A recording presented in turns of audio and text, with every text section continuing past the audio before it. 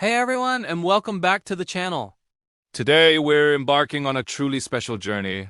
One that takes us back to an era of unparalleled automotive sophistication and forward into a future where true luxury is timeless. Forget everything you thought you knew about cars because we're not just looking at a vehicle. We're delving into a legend. Imagine a crisp morning, the world still hushed, as the first rays of sunlight kiss the asphalt. Now picture this. A whisper-quiet street lined with mature trees, and then a silhouette emerges. It's not just any car, it's an icon. This is where our story begins, with the profound elegance of the open road, embodied by the magnificent Lincoln Continental. From the moment it comes into view, there's an undeniable gravitas, a presence that commands attention without ever shouting for it. The Continental doesn't merely drive. It glides. It's an effortless ballet of chrome and steel, a testament to American design ingenuity that prioritized comfort, style, and an almost regal composure above all else. This isn't about speed or raw power in the conventional sense. It's about the power of an experience, the serenity of motion, and the profound statement of arrival. Look at those lines, stretching long and purposeful, an exquisite blend of form and function. Each curve, every angle, speaks to a meticulous craftsmanship, a dedication to an aesthetic that transcends fleeting trends. This car was designed to be admired, to be cherished, and to provide an escape into a world of quiet luxury. It's more than just metal, glass, and leather. It's a canvas where design principles meet engineering excellence, creating something truly extraordinary. The Lincoln Continental represents a golden age, a period when American automotive aspirations reached their zenith. It became a symbol, not just of status, but of a certain way of life, one that valued grace, sophistication, and an understated confidence. It suggested a driver who knew exactly what they wanted, not flash, but substance, not noise, but refined tranquility. There's a deep connection between the Continental and the very fabric of American culture. It graced the driveways of dignitaries, Hollywood stars, and successful entrepreneurs. It was the car of choice for those who understood that true power wasn't about being the loudest, but about being the most refined, the most enduring. It's a rolling sculpture, a piece of art that just happens to move with breathtaking grace. As we watch it serenely navigate the street, you can almost hear the soft hum of its engine, a sound so discreet it barely registers. This is the calm power we talk about, a strength that doesn't need to announce itself, because its presence is already so overwhelming. It's about being effortlessly capable, about having reserves of performance that are always there, yet rarely called upon in a hurried manner. Think about the feeling of being inside one of these beauties. The world outside melts away, replaced by an interior designed for ultimate comfort and peace. Plush seating, exquisite materials, and an ergonomic layout that was years ahead of its time. It wasn't just a means of transport. It was a sanctuary, a private haven on wheels, offering a moment of quiet contemplation or intimate conversation as the landscape streamed by. This timeless design isn't about nostalgia alone. It's about enduring principles. Great design, like great art, doesn't fade. The Continental's aesthetic appeal today is as strong as it was decades ago, proving that true beauty and well-thought-out engineering have an eternal quality. It speaks to an era when cars were built to last, designed to be cherished, and meant to make every journey feel like an occasion. So, as this magnificent machine recedes into the distance, leaving only a lingering impression of beauty and power, we're left with a profound appreciation for what the Lincoln Continental truly embodies. It's a vehicle, yes, but it's so much more. It's a symbol of aspiration, a beacon of American ingenuity, and a testament to the idea that true elegance never goes out of style.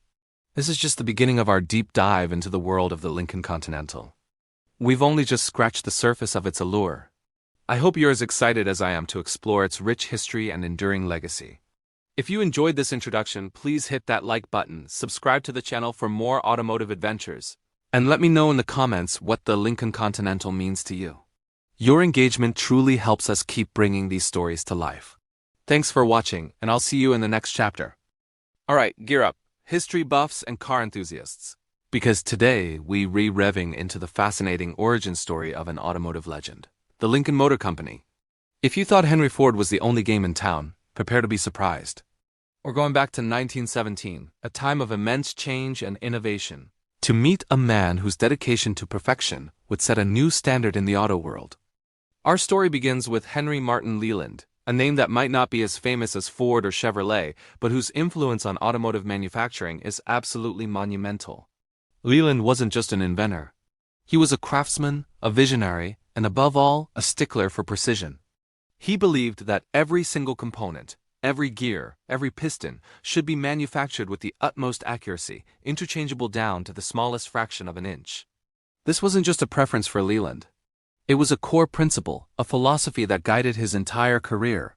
Before Lincoln, Leland had already left an indelible mark on the industry. He was a key figure in the early days of Cadillac, transforming it into a beacon of engineering excellence. In fact, it was under Leland's leadership that Cadillac famously demonstrated the interchangeability of its parts. A groundbreaking achievement that earned it the prestigious Dewar Trophy from the Royal Automobile Club of England. Imagine disassembling 3 Cadillacs, mixing their components, and then reassembling 3 fully functional cars. That's the kind of precision Leland championed, a level of quality that was virtually unheard of in the nascent automotive industry. But even with such success, Leland wasn't one to rest on his laurels. He had a vision, a deep-seated belief that there was always room for improvement, for higher standards. And as the world braced for war, a new opportunity arose. One that would lead him to forge a company that carried his passion for exactitude into an entirely new venture. The year is 1917. The United States is entering World War I, and there's a pressing need for high-performance aircraft engines. The Liberty engine, a V-12 designed for wartime aviation, was crucial, but its production was complex and demanded extreme precision. Enter Henry Leland. His unparalleled experience with interchangeable parts and meticulous manufacturing processes made him the perfect candidate to take on this challenge. And so the Lincoln Motor Company was born, not out of a desire to build luxury cars, but out of a patriotic duty to build precision engines for the war effort. But why Lincoln? This is where the story gets truly symbolic and, dare I say, presidential. Henry Leland was a staunch admirer of Abraham Lincoln, the 16th U.S. president. Leland had actually voted for Lincoln in 1864, and he deeply revered the president's character, integrity, and leadership during a pivotal time in American history. It was a tribute, a profound statement of values, to name his new company after the man he so admired. This wasn't just a marketing ploy. It was a personal homage from one principled American to another. Think about the significance of that name choice. It immediately imbued the company with a sense of dignity, integrity, and a connection to American leadership. It was a name that evoked strength, reliability, and a commitment to excellence. Qualities that Leland meticulously baked into every single engine and, later, every automobile that bore the Lincoln badge. This choice of name, connecting the brand to a revered historical figure, also laid a symbolic foundation for something remarkable that would happen much later. Lincoln's strong association with presidential transportation, while Leland probably couldn't have foreseen it at the time. Naming his company after Abraham Lincoln inadvertently created a powerful legacy, setting the stage for Lincoln automobiles to become the preferred mode of transport for numerous U.S. presidents. It's a beautiful full-circle moment, isn't it? From building engines for wartime to crafting vehicles fit for the highest office in the land, all under a name that evokes American greatness. So, when the war ended and the need for Liberty engines dwindled, Leland pivoted. He channeled that same dedication to precision, that same pursuit of excellence, into building luxury automobiles. He wasn't interested in mass production for the sake of it. He wanted to build the finest cars money could buy, vehicles that showcased superior engineering and exquisite craftsmanship. The transition from aircraft engines to luxury cars was seamless, guided by Leland's unwavering commitment to quality. The same meticulous standards applied, ensuring that every Lincoln car was a masterpiece of engineering. In essence, the birth of the Lincoln Motor Company wasn't just another chapter in automotive history. It was a testament to one man's vision, his unyielding dedication to precision, and his profound respect for a national hero. Henry Leland wasn't just building cars. He was building a legacy, one perfectly engineered part at a time. And the name Lincoln wasn't just a label. It was a promise, a symbol of American ingenuity and presidential prestige. And that, my friends, is how a precision engineering genius, fueled by patriotism and admiration, founded a company that would eventually become synonymous with American luxury and presidential class. It's a story of vision, dedication, and an enduring legacy. What do you think about Henry Leland's incredible commitment to precision? Did you know this fascinating origin story of Lincoln? Let me know in the comments below. And if you enjoyed this dive into automotive history, please give this video a thumbs up, share it with your friends, and hit that subscribe button so you don't miss out on our next deep dive. Thanks so much for watching, and I'll catch you in the next one. Hey everyone, and welcome back to the channel. Today, we're diving into a pivotal moment in automotive history, a story of rescue, rebirth, and the forging of a luxury icon. We're talking about how Ford Motor Company, under the vision of Henry and Edsel Ford, stepped in to save Lincoln in 1922, giving it a whole new lease on life. Now, to truly appreciate this turning point, we need to rewind just a little bit. Lincoln Motor Company was founded by the brilliant engineer and visionary Henry Leland and his son Wilfred. Leland was a giant in the early automotive world, famously having a hand in founding Cadillac before a disagreement led him to start Lincoln. His ambition was to build precision-engineered, high-quality automobiles, and he certainly did. Lincoln cars were known for their exceptional craftsmanship and powerful V8 engines. But here's the rub: during World War I, Lincoln had been deeply involved in producing Liberty aircraft engines for the war effort. While patriotic and crucial, this shift meant their automotive production had suffered, and by the war's end, they were in a tough spot. When peacetime returned, Lincoln struggled to transition back to car manufacturing. They had invested heavily in war production, and the market for luxury cars was still finding its footing. Despite the quality of their vehicles, financial troubles mounted. They faced significant debts and, ultimately, receivership. It was a sad state for a company with such engineering pedigree, but the automotive world was a brutal competitive landscape in those early days. Many great marques came and went, and it looked like Lincoln might be another one. But then, a white knight appeared on the horizon, not just any knight, but the Ford Motor Company, led by the legendary Henry Ford himself, alongside his forward-thinking son, Edsel. Now this wasn't just a simple business transaction. It was a strategic move with profound implications. Henry Ford, the man who put the world on wheels with the Model T, and Edsel, who had a keen eye for design and luxury, saw something special in Lincoln. They recognized the brand's potential, its reputation for precision engineering, and its appeal to a different segment of the market than their beloved Ford vehicles. The auction for Lincoln Motor Company took place in 1922, and Ford emerged as the winning bidder, acquiring the struggling luxury brand for an astonishing $8 million. At the time, this was a significant sum, but it represented Henry Ford's belief in the company's underlying value and, more importantly, Edsel's vision for its future. And here's where the story truly gets fascinating. This acquisition wasn't just about buying a competitor, it was about diversification. Up until then, Ford's bread and butter was the Model T, reliable, affordable, and built for the masses. But the automotive landscape was evolving. People wanted more than just basic transportation. They wanted comfort, style, and status. Edsel Ford, in particular, understood this shifting dynamic. He saw Lincoln as the perfect vehicle, pun intended, to enter the burgeoning luxury market. Immediately after the purchase, changes began. While Henry Ford was famously focused on efficiency and mass production, Edsel Ford was given the reins of Lincoln. This was a brilliant move, as Edsel had a more sophisticated taste and a deeper appreciation for design and refinement than his father. He understood that luxury wasn't just about performance. It was about aesthetics, comfort, and the overall experience. Under Edsel's leadership, Lincoln underwent a transformation. The initial models, while well-engineered, were somewhat staid in their styling. Edsel brought in talented designers focusing on elegant lines and luxurious interiors. He aimed to make Lincoln synonymous with sophistication and prestige, a stark contrast to the utilitarian image of Ford. The goal was clear: Lincoln would become the luxury arm of Ford, offering vehicles that catered to the discerning tastes of the affluent. One of Edsel's earliest and most impactful decisions was to elevate the design aesthetic of Lincoln cars. He recognized that while Henry Leland's engineering was top-notch, the styling needed a refresh to truly compete in the luxury segment. Edsel began collaborating with custom coach builders, encouraging them to create bespoke bodies for Lincoln chassis. This practice allowed for a level of personalization and artistry that was unheard of in mass production, positioning Lincoln squarely at the top tier of American automotive luxury. The L-Series, Lincoln's first post-Ford acquisition model, became a canvas for these coach builders.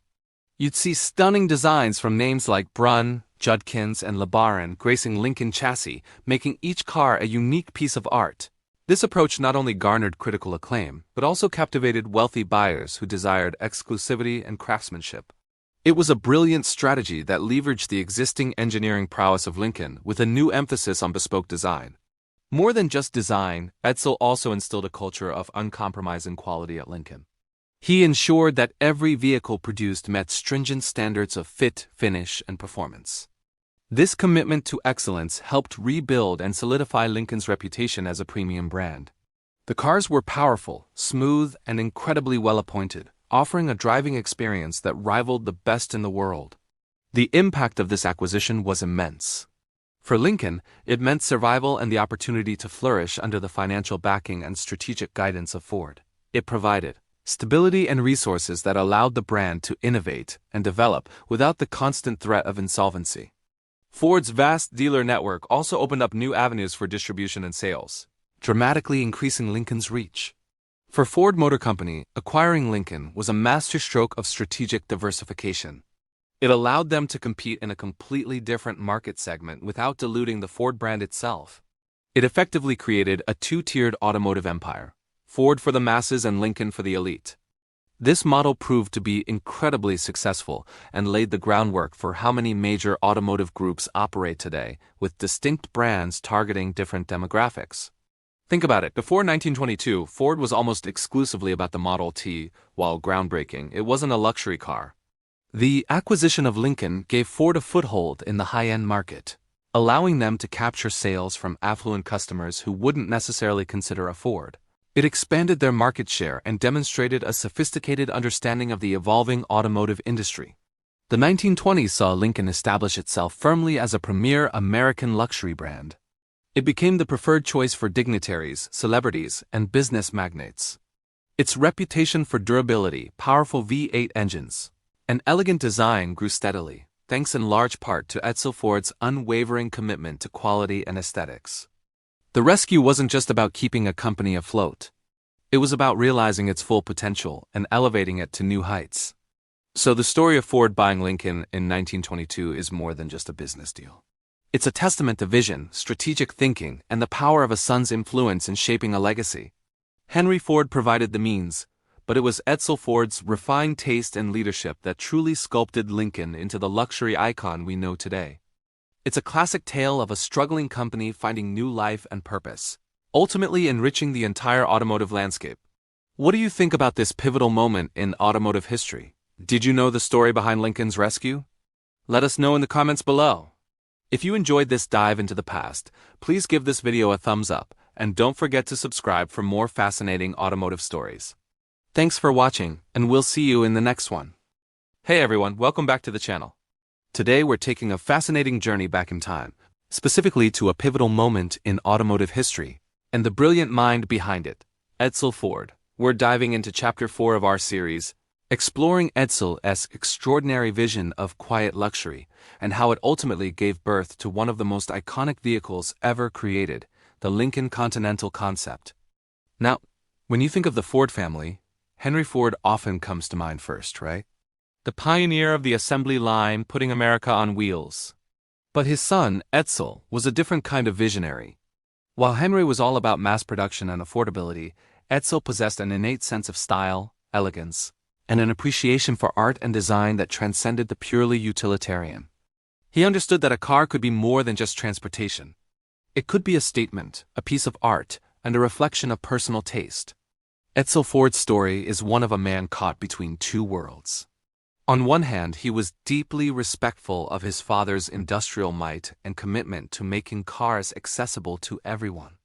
On the other, his heart yearned for something more refined, something that could rival the sophisticated European marques he admired. He often traveled abroad, immersing himself in the burgeoning design movements of Europe, from the sleek lines of Parisian fashion to the minimalist architecture emerging across the continent. These experiences profoundly shaped his aesthetic sensibilities. He saw a gap in the American automotive market.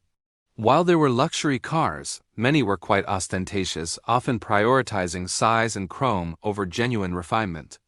Edsel envisioned something different, cars that seamlessly blended robust, American craftsmanship and reliability, a hallmark of Ford, with the understated elegance and meticulous attention to detail found in European designs. He dreamed of quiet luxury, a vehicle that exuded sophistication without shouting about it, a car that whispered class rather than screamed it. This wasn't just about making a fancier car. It was about creating a new standard for American luxury. Edsel understood that true luxury wasn't just about expensive materials, but about impeccable design, thoughtful engineering, and an unparalleled driving experience. He wanted to offer discerning Americans an automobile that offered superior comfort, exceptional performance, and a timeless aesthetic that would age gracefully. The story goes that in 1938, Edsel wanted a unique, custom-built convertible to take with him on his upcoming vacation in Florida. He had a very specific idea in mind, a personal car that was sleek, long, low, and incredibly elegant. He tasked his chief stylist, Eugene T. Bob Gregory, with bringing this vision to life. This wasn't just another project. It was a passion project, a deeply personal expression of Edsel's design philosophy. Gregory, a brilliant designer in his own right, worked closely with Edsel, sketching and refining the concept. Edsel's input was crucial every step of the way. He insisted on a long hood, a low silhouette, and a spare tire mounted on the rear, neatly integrated into the car's flowing lines, rather than being an afterthought. This wasn't merely a stylistic choice. It was a functional elegance that became a signature. The idea was to create a car that looked graceful and balanced from every angle. The initial prototype, often referred to as the Edsel's personal car, was a modified Lincoln Zephyr convertible chassis, but the changes were extensive. The body was lowered, the windshield raked back, and the overall lines were stretched and streamlined. It was a radical departure from the somewhat boxy designs prevalent in America at the time. The result was breathtaking. When Edsel drove this custom creation to Florida, it immediately turned heads. People were captivated by its sleek, understated beauty. They approached him, asking where they could buy such a magnificent automobile. This overwhelming positive reception was the ultimate validation of Edsel's vision. It proved there was a strong market for a vehicle that prioritized elegance and personal expression over sheer bulk. And just like that, the Lincoln Continental concept was born. Edsel realized he had stumbled upon something truly special, something that resonated deeply with the public. It wasn't just a custom car for himself anymore. It was the blueprint for a new era of American luxury. The name Continental itself spoke volumes, evoking the sophisticated style of European grand touring cars. The decision was made to put a version of this design into production. The first production Lincoln Continental debuted in 1940. It was an instant classic. Lauded for its clean lines, exquisite proportions, and refined interior, it wasn't flashy. It was tastefully opulent. It represented everything Edsel Ford had envisioned, a perfect blend of American engineering prowess and European design sensibility. The Continental wasn't just a car, it was a cultural icon.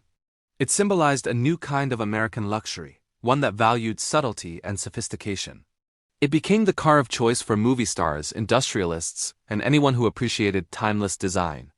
Edsel Ford's dream of quiet luxury had not only been realized but had set a new benchmark for automotive design. Sadly, Edsel Ford's life was cut tragically short, and he didn't live to see the full, lasting impact of his vision. But his legacy lives on through the Lincoln Continental, which continued to evolve and redefine luxury for decades. Each generation of the Continental, in its own way, carried forward that initial spark of elegant design and thoughtful craftsmanship that Edsel championed. His contribution to automotive design is often overshadowed by his father's industrial innovations. But Edsel Ford was, without a doubt, one of the most influential figures in shaping the aesthetics of American automobiles. He taught us that a car could be more than just functional. It could be beautiful, aspirational, and a true work of art. So the next time you see a classic Lincoln Continental, take a moment to appreciate not just its stunning lines but the quiet vision of the man who dared to dream of a different kind of luxury, a luxury that was both American and truly timeless. Thank you so much for joining me on this journey into automotive history.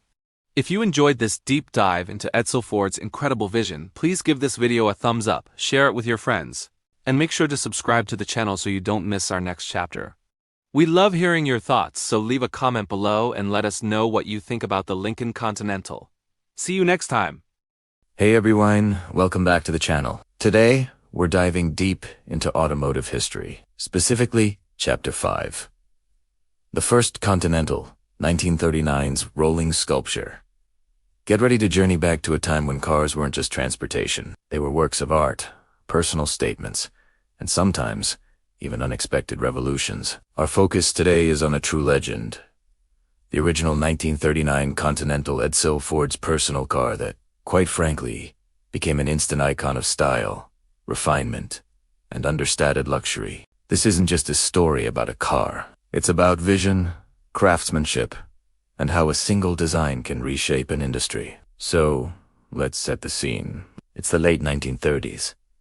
The world was on the cusp of significant change, and in the automotive world, things were evolving rapidly. Henry Ford, the titan of industrial production, was famous for his Model T, the car that put America on wheels. But his son, Edsel Ford, had a different sensibility. Edsel was an artist, a patron of design, with an innate understanding of aesthetics and luxury. While his father focused on mass production and affordability, Edsel yearned for something more elegant, something that whispered sophistication rather than shouting utility. He saw cars as extensions of personality, as rolling sculptures. The inspiration for the 1939 Continental began rather casually. During a trip to Europe in 1938, Edsel was captivated by the sleek, elegant, and often custom-built European luxury cars he encountered. These vehicles, with their long hoods, short trunks, and graceful lines, offered a stark contrast to the more upright and often boxy American designs of the era. He returned home with a clear vision. He wanted a car that embodied that European elegance, but was built on a reliable American chassis, specifically the Lincoln Zephyr. The Lincoln Zephyr itself was a groundbreaking car when it debuted in 1936. It featured a streamlined, aerodynamic design, a departure from traditional Ford styling. Thanks in part to Edsel's influence, it had a V12 engine, a rarity for its price point, and was already considered a stylish and modern vehicle. But Edsel wanted more. He envisioned something even lower, sleeker, and more intimate for his personal use. Upon his return, Edsel quickly sketched out his ideas for a custom car. He wanted a Continental look, a style he felt was missing from the American market. He tasked his chief stylist, Eugene T. Bob Gregory, with bringing his vision to life. Gregory was a brilliant designer, and the collaboration between him and Edsel was legendary. They shared a mutual respect and a similar aesthetic sensibility, which was crucial for such an ambitious project. The directive was simple but challenging. Take the existing Lincoln Zephyr and transform it into a sophisticated, open-top, luxury car. Gregory and his team got to work, starting with a Zephyr convertible coupe. The most significant changes involved lowering the body, stretching the hood, and shortening the cabin. They meticulously crafted new body panels, emphasizing long, flowing lines. The running boards, a common feature on cars of the era, were eliminated to give the car a cleaner, more integrated look. The spare tire, instead of being mounted in the trunk or under the car, was mounted externally at the rear, a design cue that would famously become known as the Continental Kit. This wasn't just a practical solution, it was a distinctive styling element that added to the car's unique profile. The challenge wasn't just aesthetic, it was engineering. Creating these custom panels, ensuring structural integrity, and making sure the V12 engine fit under the longer, lower hood required significant effort. The team worked tirelessly, often with Edsel himself dropping in to check on progress, offering feedback, and ensuring every detail aligned with his vision. He was famously hands-on, a true enthusiast who cared deeply about the final product. By the spring of 1939, the prototype was ready. It was a stunning convertible coupe, painted a subtle beige, with a luxurious red leather interior. Edsel drove it on a personal vacation to Florida. What happened next is automotive legend. Everywhere he went, people stopped, stared, and asked about the car. They wanted to know what it was, and more importantly, where they could get one. The car was a sensation. Edsel famously received over 200 orders for the car during that single trip, entirely unsolicited. This overwhelming positive response convinced Edsel that this wasn't just a personal indulgence, it was a market opportunity. He rushed back to Dearborn and immediately pushed for the car to go into limited production. The formal name given to this magnificent vehicle was the Lincoln Continental. The Continental moniker was a direct reference to its European-inspired styling, a nod to the sophisticated aesthetic Edsel had observed abroad. The 1940 model year saw the first production Lincoln Continental roll off the line. It was initially offered as a cabriolet convertible and later as a coupe. While it shared many mechanical components with the Zephyr, including its 4.8-liter, 292 cubic inch V12 engine, the Continental truly stood apart. Its distinctive long hood, short deck, and elegantly simple grille made it instantly recognizable. It was longer and lower than most American cars, exuding an air of understated power and grace. The V12 engine, though not exceptionally powerful by modern standards, was renowned for its smoothness and quiet operation, perfectly complementing the car's luxurious character. The interior of the Continental was just as meticulously crafted as its exterior. High-quality materials, thoughtful ergonomics, and a sense of spaciousness despite the car's low profile defined the driving experience. It wasn't about flashy chrome or excessive ornamentation. It was about refined taste and comfort. This commitment to quality and design immediately established the Continental as a premier American luxury car, a direct competitor to brands like Cadillac and Packard, but with a unique European flair. Production was limited, making each car quite exclusive. In 1940, only about 400 Continental cabriolets and 50 coupes were built. This scarcity, combined with its striking design, further enhanced its mystique and desirability. It became the car of choice for movie stars, industrialists, and anyone who wanted to make a statement of impeccable taste without being ostentatious. It was the epitome of, if you know, you know.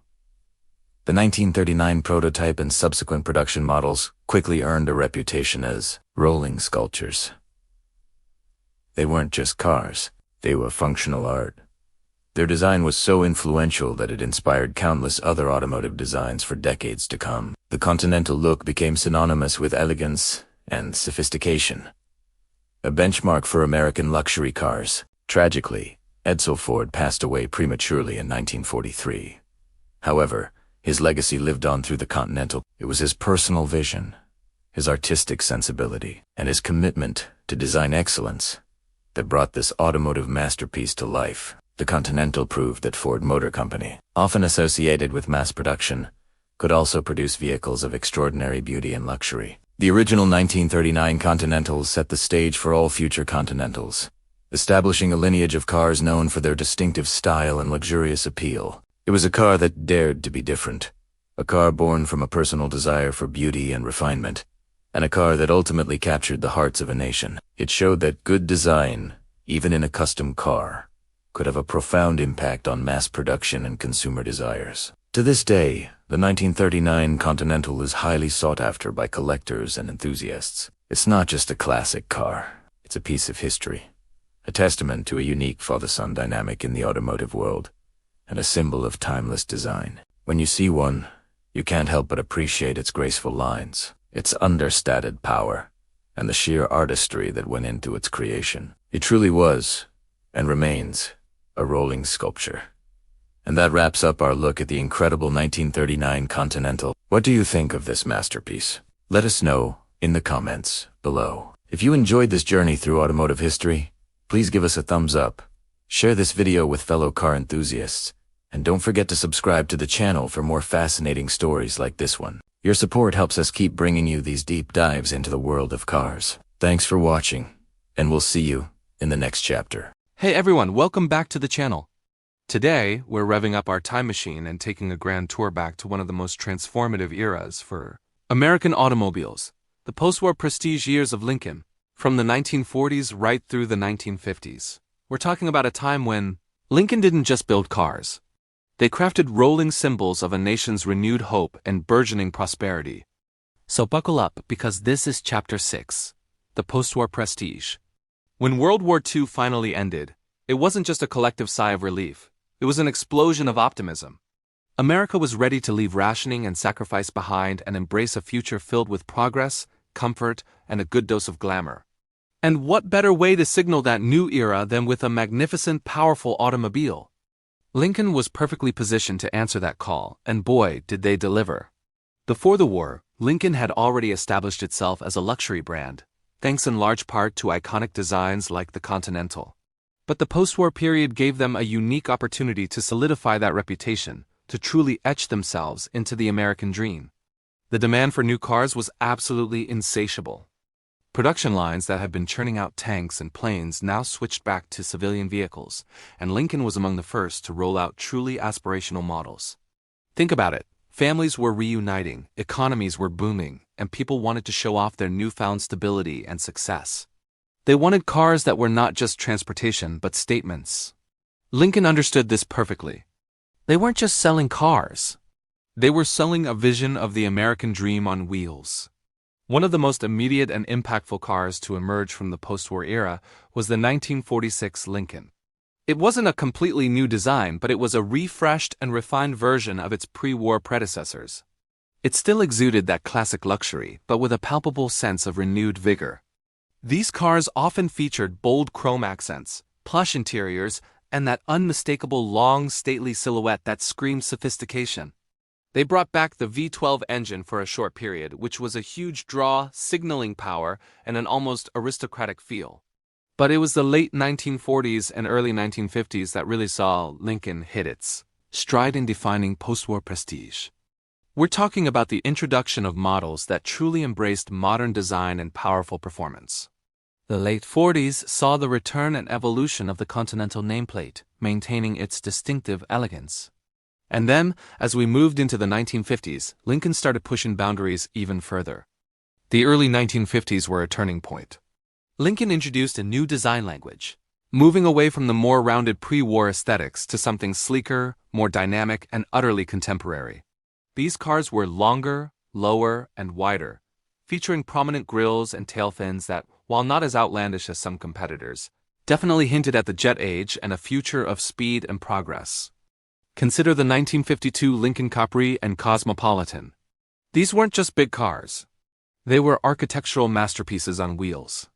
They featured wraparound windshields, expansive chrome, and interiors that felt more like opulent living rooms than car cabins. Power steering and power brakes became more common, transforming the driving experience from a chore into an effortless glide. And under the hood, Lincoln was pioneering the use of powerful V8 engines, leaving the V12 behind for a new era of robust, reliable performance. These V8 South weren't just powerful. They were smooth, quiet, and efficient for their time, perfect for long road trips on America's expanding highway system. These cars weren't just about looking good, though that was certainly a huge part of their appeal. They were about engineering excellence and a commitment to luxury. Every detail, from the stitching on the leather seats to the precise fit of the body panels, spoke to a standard of quality that was expected of a Lincoln. They offered a driving experience that was unmatched, a feeling of effortless power combined with supreme comfort and quiet refinement. But beyond the sheet metal and horsepower, Lincoln's prestige in this era was deeply tied to the cultural landscape. These were the cars driven by successful businessmen, Hollywood stars, and influential figures. They were seen cruising through upscale neighborhoods, pulling up to grand hotels, and embarking on cross-country adventures. Owning a Lincoln during this period wasn't just about owning a car. It was about participating in a lifestyle, a symbol of having made it. It represented the culmination of hard work and the enjoyment of life's finer things. The advertising campaigns of the time perfectly captured this aspirational image. They didn't just show cars. They showed people living their best lives, surrounded by luxury and enjoying freedom on the open road. Lincoln became synonymous with sophisticated taste and a forward-thinking attitude. They projected an image of effortless elegance and quiet confidence. The 1950s also saw Lincoln engage in motorsports, particularly in endurance races like the Carrera Panamericana in Mexico. This wasn't just for fun. It was a clever way to prove the durability, power, and road-holding capabilities of their production vehicles. When a Lincoln triumphed in such a grueling race, it wasn't just a victory for the racing team.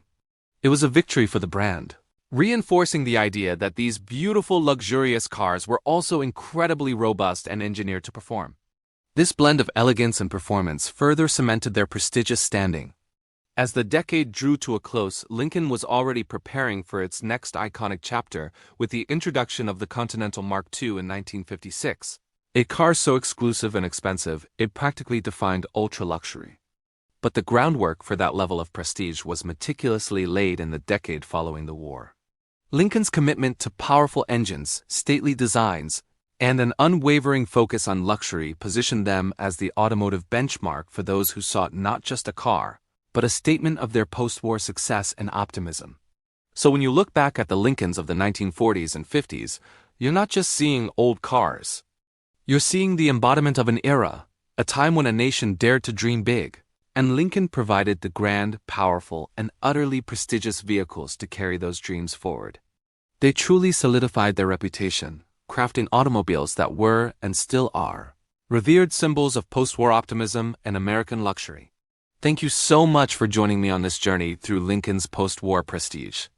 If you loved learning about this iconic era, please hit that like button, subscribe for more automotive history, and let me know in the comments what your favorite Lincoln from this period is. See you next time. Hey everyone, and welcome back to the channel. Today, we're diving deep into an absolute legend, a car that truly redefined American luxury, the 1956 Continental Mark II. Get ready to explore a masterpiece that, even today, makes jaws drop. Imagine a time when American automotive design was pushing boundaries, but still, something was missing, a true, no-compromise luxury vehicle that could stand shoulder to shoulder with the finest Europe had to offer. That's where the Mark II roared onto the scene. It wasn't just a car. It was a statement. From its introduction, the Mark II immediately claimed its spot as one of the most elegant and, frankly, most expensive cars of its era. This wasn't just mass production. This was artistry on wheels. When we talk about the Mark II, we're talking about handcrafted luxury. Every single detail, from the exquisite paint finish to the meticulously stitched interior, spoke of unparalleled quality and attention. This car wasn't built to a budget. It was built to a standard. Lincoln poured immense resources into making sure this vehicle embodied the absolute pinnacle of automotive craftsmanship. Think about it. In an age where cars were becoming more accessible, the Mark II stood apart, proudly displaying its exclusivity. It truly rivaled Europe's best. When you put a Mark II next to a Rolls-Royce or a Bentley of the same period, it held its own, and in many ways, surpassed them in its unique American interpretation of luxury. It wasn't trying to copy European style. It was forging its own path, creating an aesthetic that was distinctly American yet universally admired. This car wasn't just imported luxury. It was homegrown sophistication, proving that American ingenuity could produce something truly world-class. The Mark II wasn't just luxurious. It was technologically advanced for its time. Power, everything, air conditioning that actually worked, and an incredibly smooth ride were all part of the package. But beyond the features, it was the feeling of driving and owning one that truly set it apart. It was an experience, a sense of occasion every time you approached it.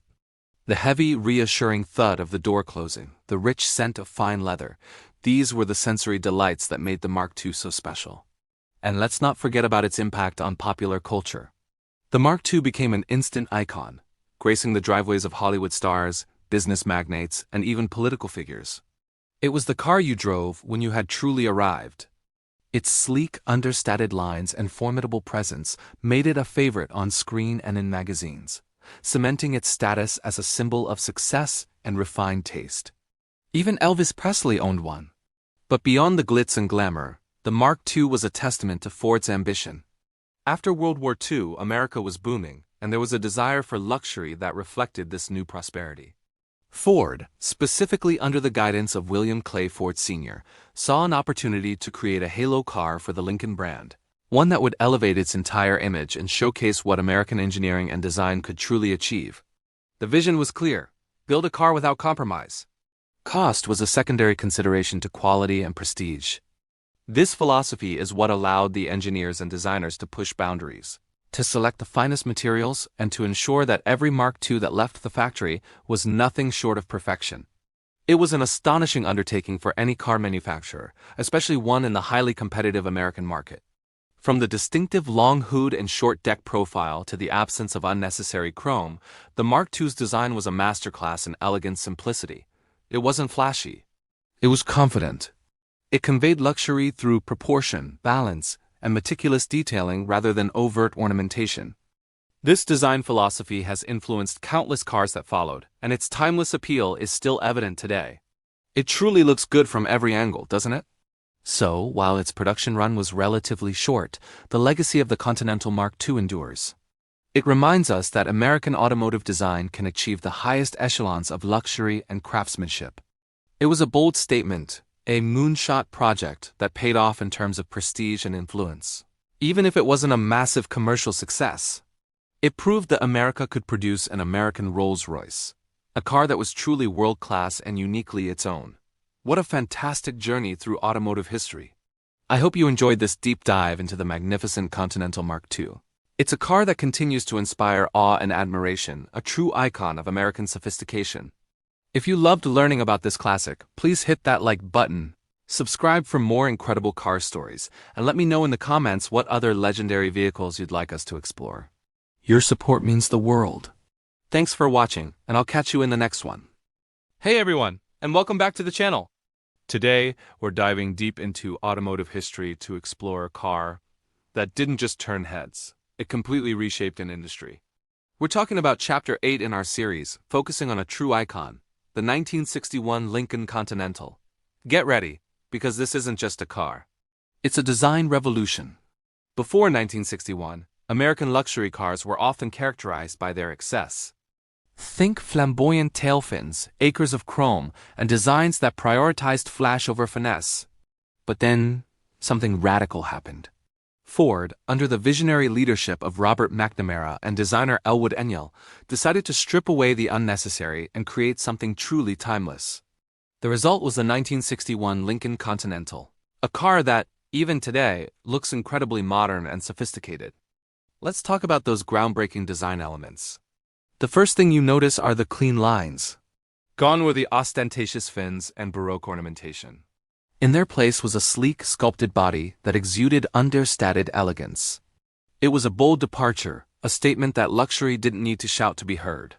This design philosophy was revolutionary for its time, opting for purity and proportion over extravagance. Every curve, every panel seemed to be meticulously placed, creating a sense of harmony and strength.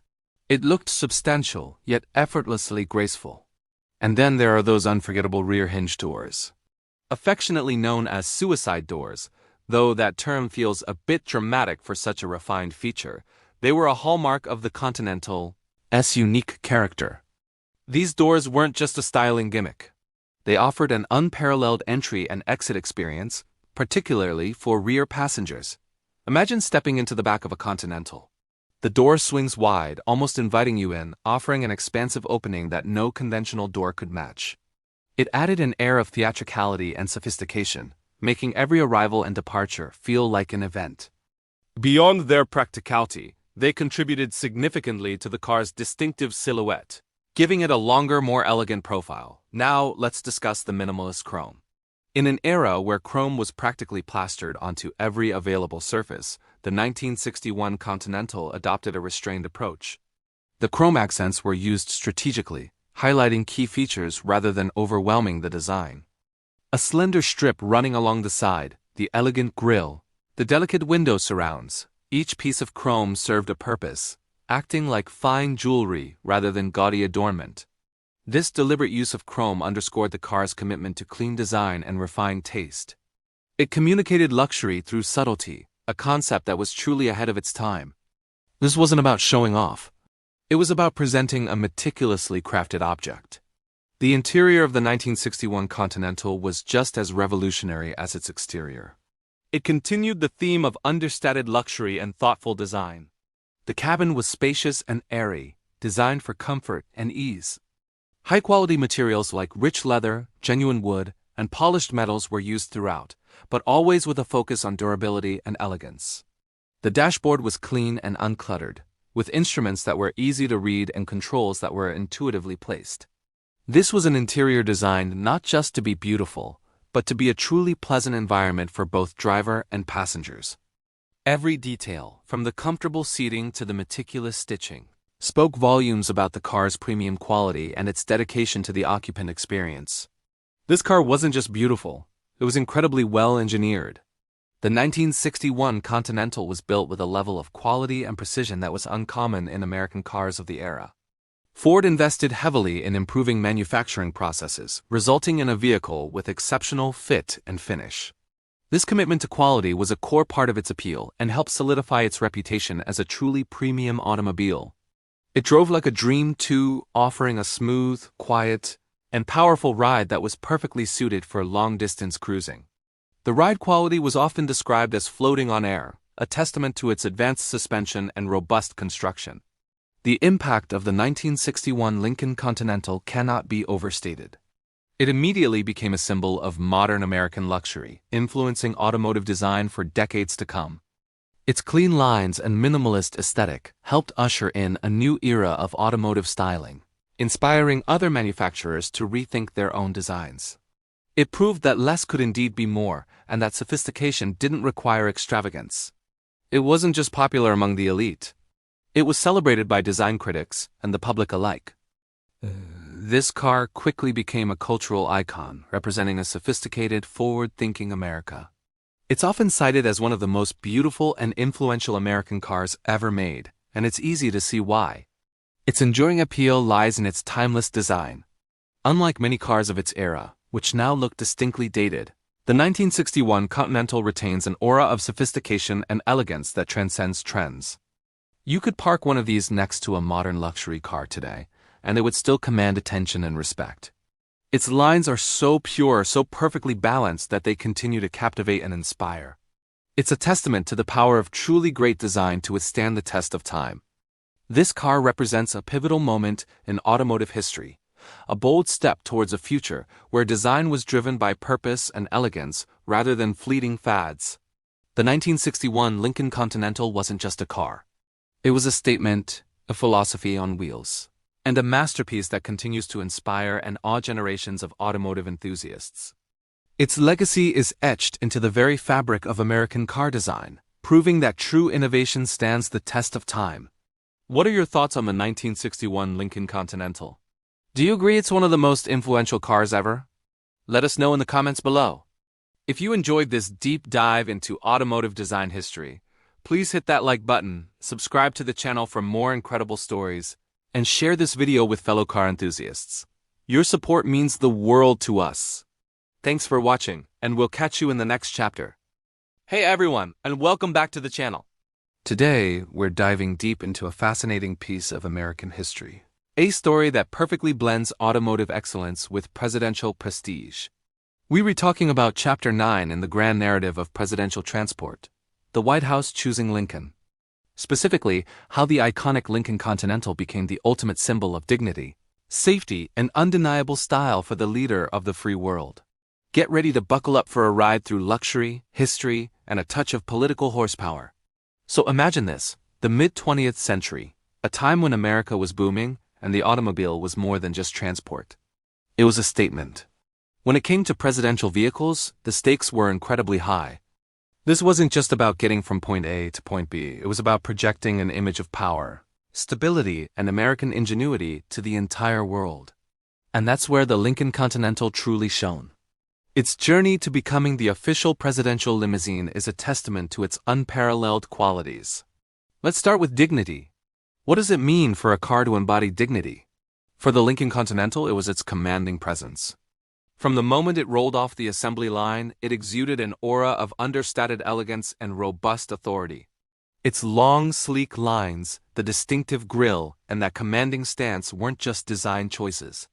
They were intentional declarations of status. Imagine a president stepping out of a Continental. It wasn't just an arrival. It was an entrance.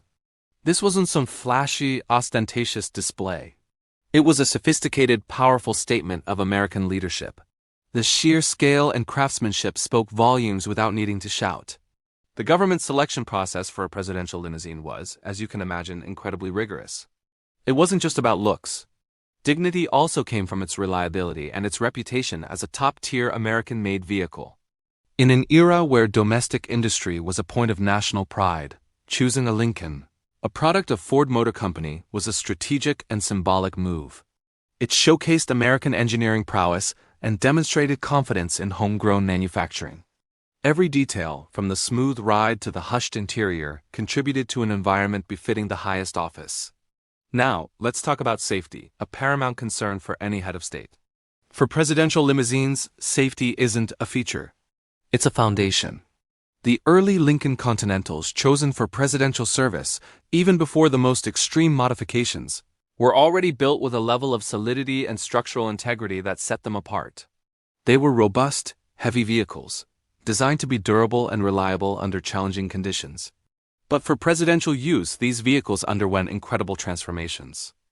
Imagine armored plating, bulletproof glass so thick you could barely see through it, and tires designed to run flat for miles.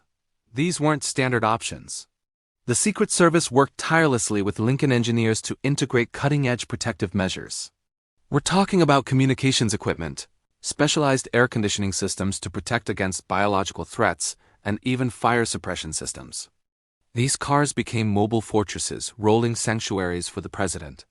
The transformation from a luxury sedan to a secure presidential transport was a marvel of engineering, balancing essential protection with the need to maintain its dignified appearance. The goal was to provide an impenetrable shield without making the vehicle look like a military tank, preserving that sense of accessible yet protected leadership. And finally, we can't ignore style. Oh, the style! The Lincoln Continental wasn't just functional. It was fashion-forward. Its timeless design, particularly the iconic fourth-generation models that served presidents like Kennedy and Johnson, captivated the public and remains a classic to this day. The clean lines, the elegant chrome accents, the signature suicide doors, which, by the way, offered a grander and more practical entry-exit for dignitaries. It all contributed to an aesthetic that was both modern and enduring. These limousines weren't just cars. They were rolling works of art. They reflected the aspirations and forward-thinking spirit of America during that era. The image of a president waving from a custom-built Lincoln Continental became etched into the global consciousness. It was a powerful visual, symbolizing American strength and sophistication. This wasn't just a car for parade routes. It was a car that defined an era, a vehicle that became intrinsically linked with some of the most pivotal moments in American history. Think about it. Every photograph, every newsreel of a president arriving or departing in a Continental reinforced its status as the presidential car. Over the years, various Lincoln Continental models served American presidents, each iteration bringing advancements in technology, safety, and comfort. From the custom-built bubble top of Dwight D. Eisenhower to the iconic X-100 used by John F. Kennedy, and the subsequent models adapted for Lyndon B. Johnson and Richard Nixon, the Lincoln Continental remained a steadfast choice. Each vehicle was a bespoke creation, meticulously crafted to meet the unique demands of the presidency. The collaboration between Ford, Lincoln, and the Secret Service pushed the boundaries of automotive engineering, consistently raising the bar for security and luxury in presidential transport. The story of the Lincoln Continental as the official presidential limousine isn't just about a car. It's about a period in American history where design, engineering, and national identity converged. It is about the deliberate choice to select a vehicle that could represent the highest office with unwavering dignity, provide unparalleled safety for its occupant, and do so with an unmistakable flair that spoke volumes about American confidence and innovation. While other manufacturers have since provided presidential vehicles, the Lincoln Continental carved out a truly legendary chapter, setting a standard that resonates even today. So the next time you see an image of a classic Lincoln Continental, remember its storied past, its role in defining the image of the American presidency, and how it perfectly embodied dignity, safety, and undeniable style. It's more than just a car. It's a piece of living history. Thank you so much for joining me on this incredible journey through automotive and presidential history. If you enjoyed this deep dive, please hit that like button, subscribe for more fascinating stories, and let me know in the comments which other historical vehicles you'd like us to explore next. Your support means the world to us. See you in the next video. Hey everyone, welcome back to the channel. Today, we read diving deep into a piece of automotive history that's as iconic as the man who rode in it. President John F. Kennedy's specially modified 1961 Lincoln Continental, famously known as the SS-100X. This isn't just any presidential limo. It's a vehicle shrouded in legend, engineering marvel, and sadly tragedy.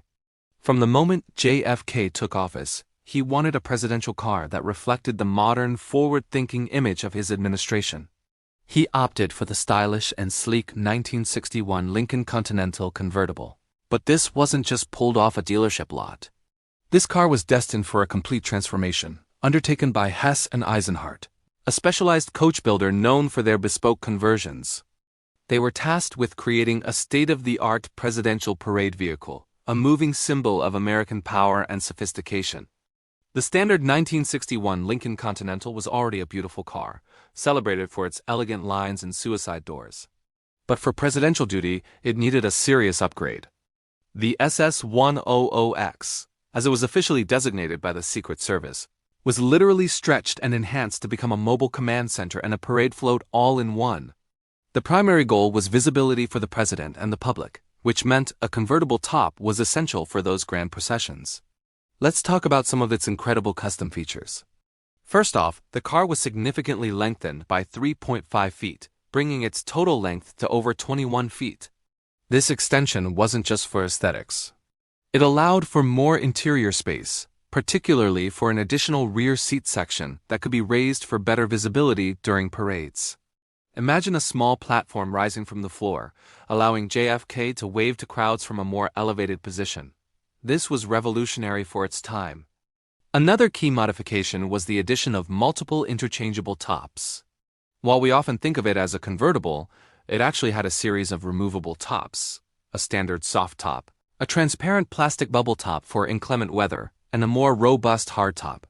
The bubble top was particularly innovative, allowing the president to remain visible even during rain or cold, a clever solution for maintaining public connection without sacrificing comfort. The interior was also a marvel of custom design.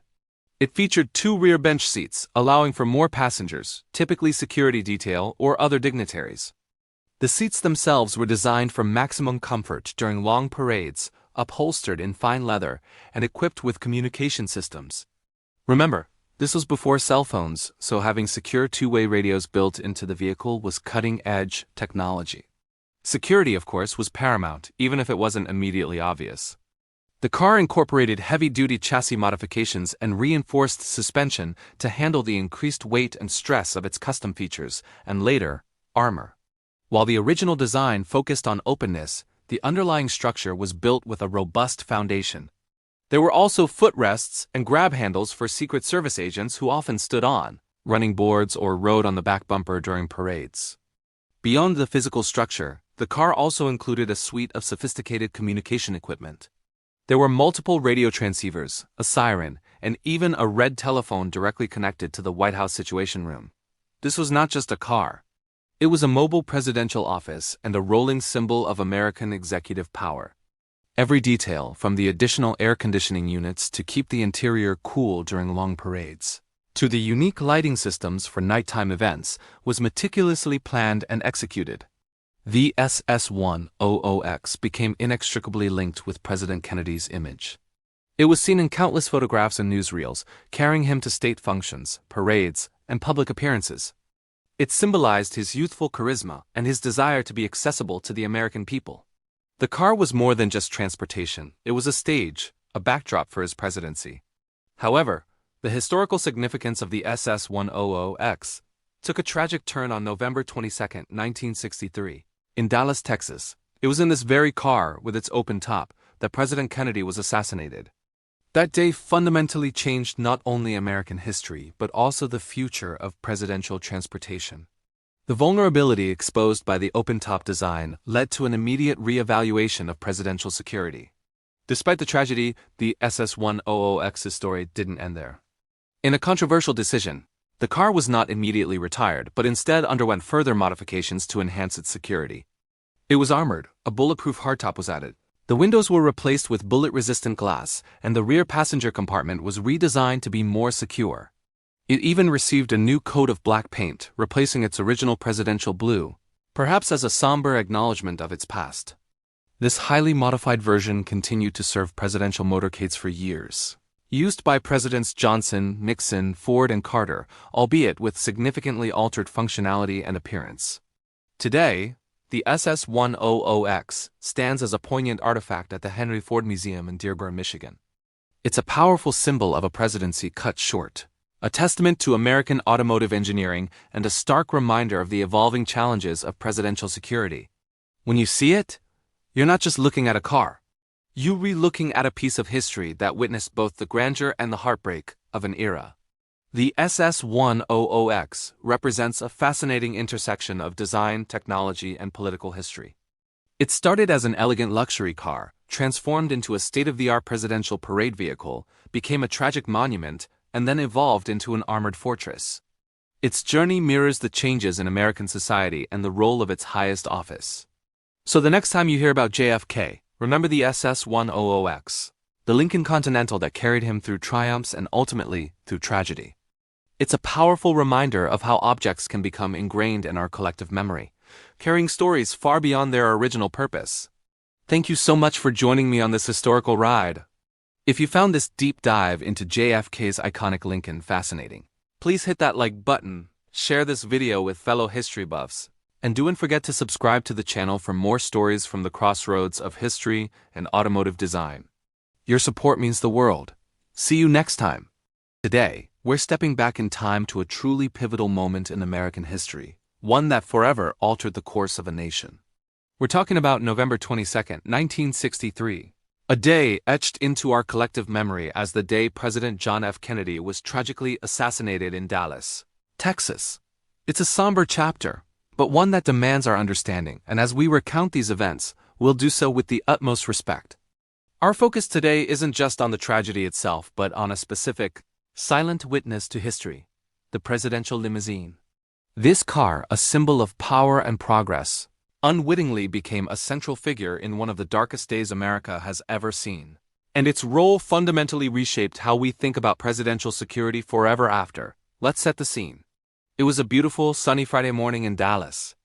President Kennedy, accompanied by his wife Jacqueline Kennedy and Governor John Connally of Texas and his wife, Nellie, was on a political trip aimed at mending divisions within the Texas Democratic Party and gearing up for the 1964 election campaign. The mood was electric, filled with anticipation and excitement. The president was incredibly popular, a charismatic figure who embodied hope and a new generation of leadership. The motorcade was meticulously planned. The route through downtown Dallas was published in local newspapers, allowing thousands of well-wishers to line the streets, hoping to catch a glimpse of the youthful president and first lady. This was standard practice at the time, an opportunity for the leader to connect directly with the people. And at the heart of this procession was the presidential limousine, a modified 1961 Lincoln Continental convertible, codenamed X100. This car wasn't just any vehicle. It was a marvel of its time, designed for presidential use. It was 21.5 feet long, painted midnight blue, and packed with cutting edge for the 60s. Communications equipment, hydraulic lifts for raising the rear seat, and even a small heater for the rear compartment. Importantly, for its public appearances, it was often configured as a convertible, allowing the president to be seen clearly by the crowds. On that fateful day in Dallas, the bubble top, an optional transparent roof, was not installed. The weather was clear, and President Kennedy wanted to be as visible as possible to the cheering crowds. He wanted to feel that connection with the American people. The motorcade slowly made its way through the downtown streets, past throngs of enthusiastic spectators. The cheers were deafening, the excitement palpable. President Kennedy, ever the charmer, waved to the crowds, his infectious smile on full display. Mrs. Kennedy, elegant as always, offered her own graceful waves. Governor Connally and his wife, seated directly in front of the Kennedys, also engaged with the public. It was a scene of triumph, of a nation connecting with its leader. As the limousine turned from Main Street onto Houston Street, and then made the slow, sharp left turn onto Elm Street, heading towards the Stemmons Freeway entrance, everything changed in an instant. This turn required the car to reduce its speed significantly, making it an easier target. The cheers of the crowd were abruptly shattered by the sound of gunshots. The first shot, by many accounts, was initially mistaken for a firecracker backfiring or another innocent noise. But then came another and another. The joyful atmosphere instantly transformed into one of chaos and terror. Mrs. Kennedy instinctively reached for her husband, trying to shield him. Governor Connally, also struck, slumped over. The Secret Service agents, caught completely off guard by the sudden, horrific attack, reacted with frantic urgency. The car, that very symbol of presidential presence, suddenly became a scene of unimaginable horror. The open top, intended to foster connection, tragically offered no protection. In those horrifying seconds, the world watched as the nation's hope was extinguished in plain sight. The images and footage from that day, though grainy and often shaky, have been seared into the collective memory, forever linked to that distinctive Lincoln limousine. Secret Service agent William Greer, who was driving the limousine, initially hesitated for a moment, perhaps confused by the sudden noise and the unfolding nightmare, before accelerating rapidly towards Parkland Memorial Hospital. The frantic dash to the hospital was a desperate race against time, but the damage was already done. The car, bearing the wounded president and first lady, became an urgent ambulance, speeding away from the scene of the crime. The aftermath was a whirlwind of grief, shock, and disbelief. The nation plunged into mourning. The assassination didn't just take a life. It shattered a sense of innocence and security. In the immediate wake of the tragedy, the role of the presidential limousine, particularly its open-top configuration, came under intense scrutiny. It became glaringly obvious that the security protocols of the era were woefully inadequate for the modern threats faced by a world leader. This tragic event sparked an immediate and comprehensive overhaul of presidential security. Never again would a president ride in an open-top car during a public procession. The lessons learned from that terrible day transformed the design and function of every subsequent presidential vehicle. Future presidential limousines became literal fortresses on wheels. Think about it. They're now custom-built, armored beasts, often referred to as the Beast. They feature bulletproof glass and bodywork, reinforced tires, sealed interiors to protect against chemical attacks, and advanced communication systems, essentially turning them into mobile command centers. The Secret Service's protocols also underwent a massive restructuring. Training, equipment, and intelligence gathering were all dramatically enhanced. The idea of a president being so exposed to an unknown threat became an unthinkable prospect. The car's role evolved from merely a mode of transport to an essential component of an intricate, multi-layered security apparatus. The Lincoln X100 itself, despite its tragic association, continued to serve. It was rebuilt, stripped of its open-top configuration, permanently fitted with an armored, bulletproof roof, and painted black. It was used by Presidents Johnson, Nixon, Ford, and Carter, a silent, somber reminder of its past and a testament to the changes it inspired. It's now on display at the Henry Ford Museum, a powerful artifact of a day that changed everything. The assassination of President Kennedy remains one of the most studied and debated events in American history. While the focus often understandably remains on the political implications and the figure of Kennedy himself, it's crucial to remember the silent witnesses, like that presidential limousine. It wasn't just a car. It was a stage for history, a symbol of vulnerability, and ultimately, a catalyst for profound and necessary change in how we protect our leaders. The events of November 22, 1963, serve as a stark reminder of how quickly the world can turn. It's a day that underscores the fragility of life and the immense responsibility of those tasked with safeguarding our nation as leaders. The car, caught in the crosshairs of history, stands as a testament to a pivotal moment, forcing a re-evaluation of security that continues to influence presidential protection to this very day. Thank you for joining me on this reflective journey through a challenging but essential piece of history. Understanding these moments helps us appreciate the lessons learned and the progress made. If you found this discussion thought-provoking, please hit that like button, share your thoughts in the comments below, and don't forget to subscribe for more deep dives into history's most impactful moments. Your support means the world to us. Hey everyone, and welcome back to the channel. Today, we're diving deep into a truly fascinating and often overlooked piece of American history. A story of resilience, engineering, and the profound symbolism of continuity during times of national trauma. We're talking about the presidential limousine, but not just any car. We're re-exploring the incredible journey of a specific vehicle that witnessed one of the darkest days in U.S. history, and then, against all odds, was reborn to serve again. This is Chapter 12, The Rebirth of the Presidential Limousine.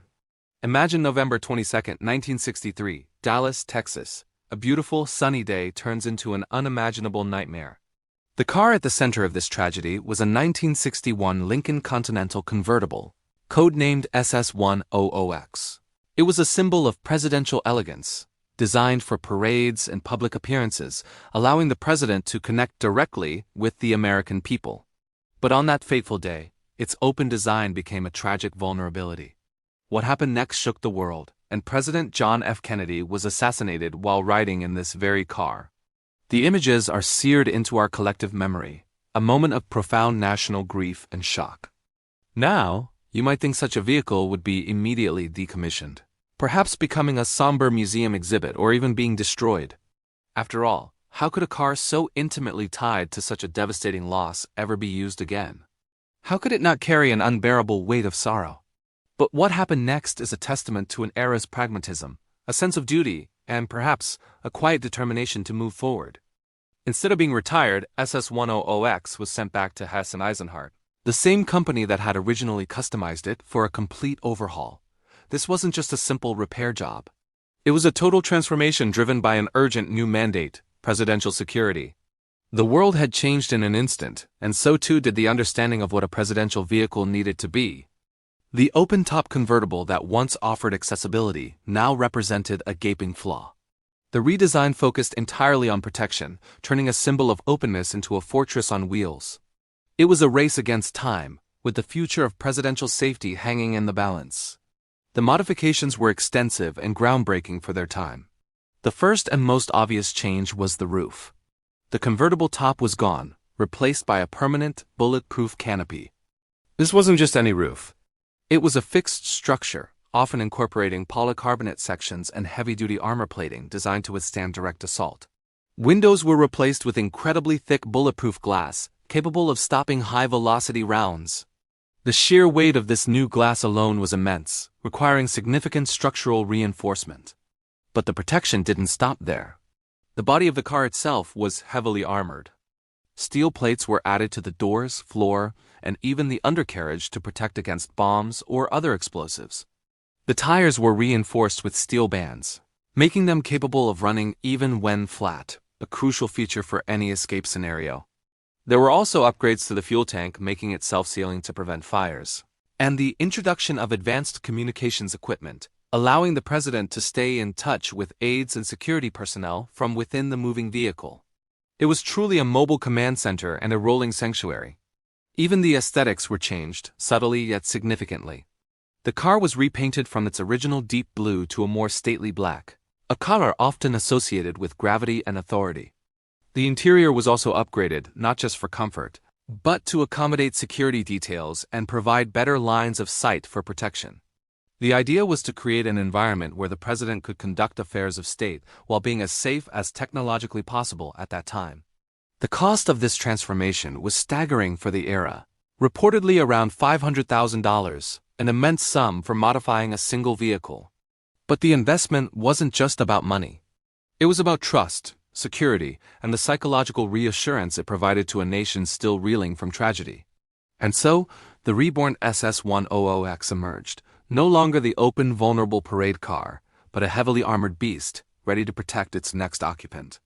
Perhaps the most poignant aspect of this story is that this very limousine, having been rebuilt and armored, went on to serve two more U.S. presidents, Lyndon B. Johnson and Richard Nixon. Think about that for a moment.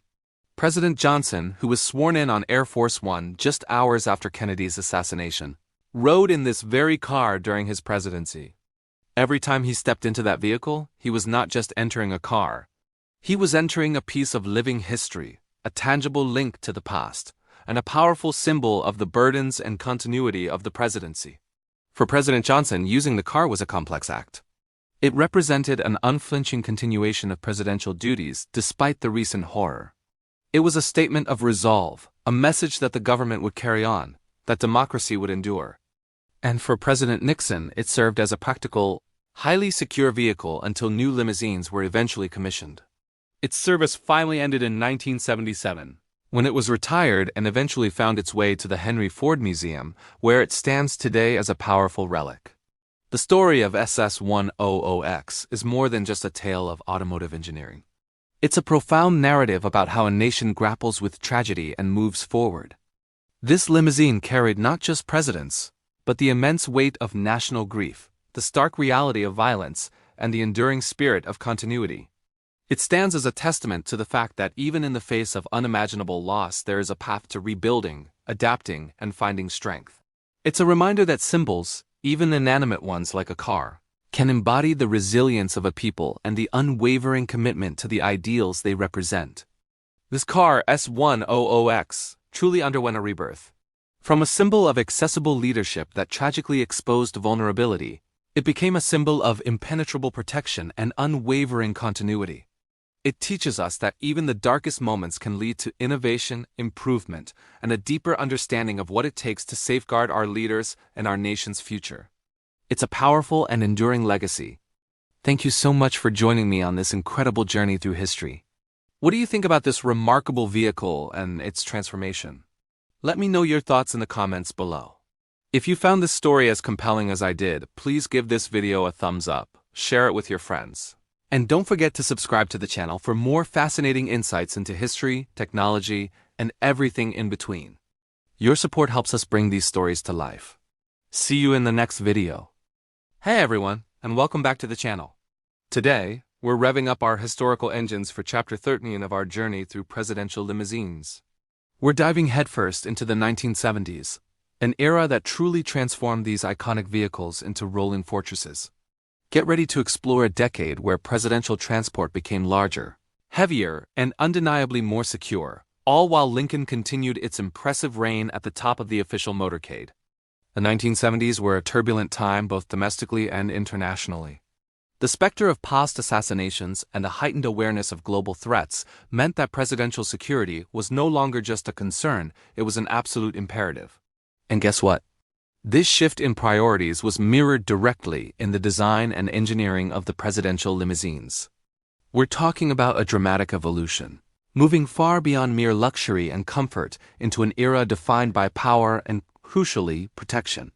Before the 70s, limousines were certainly grand, but the primary focus was often on prestige and making a statement. They were elegant, yes, but perhaps not quite the impregnable cocoons we know today. However, the events leading into this decade, particularly the tragic assassination of President Kennedy, had a profound and lasting impact. The need for vehicles that could withstand serious threats became undeniably clear, pushing engineers and designers to innovate at an unprecedented pace. So what exactly did this evolution look like? Well, for starters, these limousines got bigger.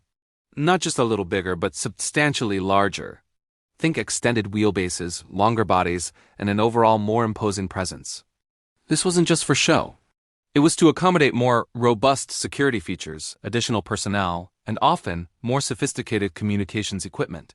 These cars were becoming mobile command centers. Along with increased size came increased weight.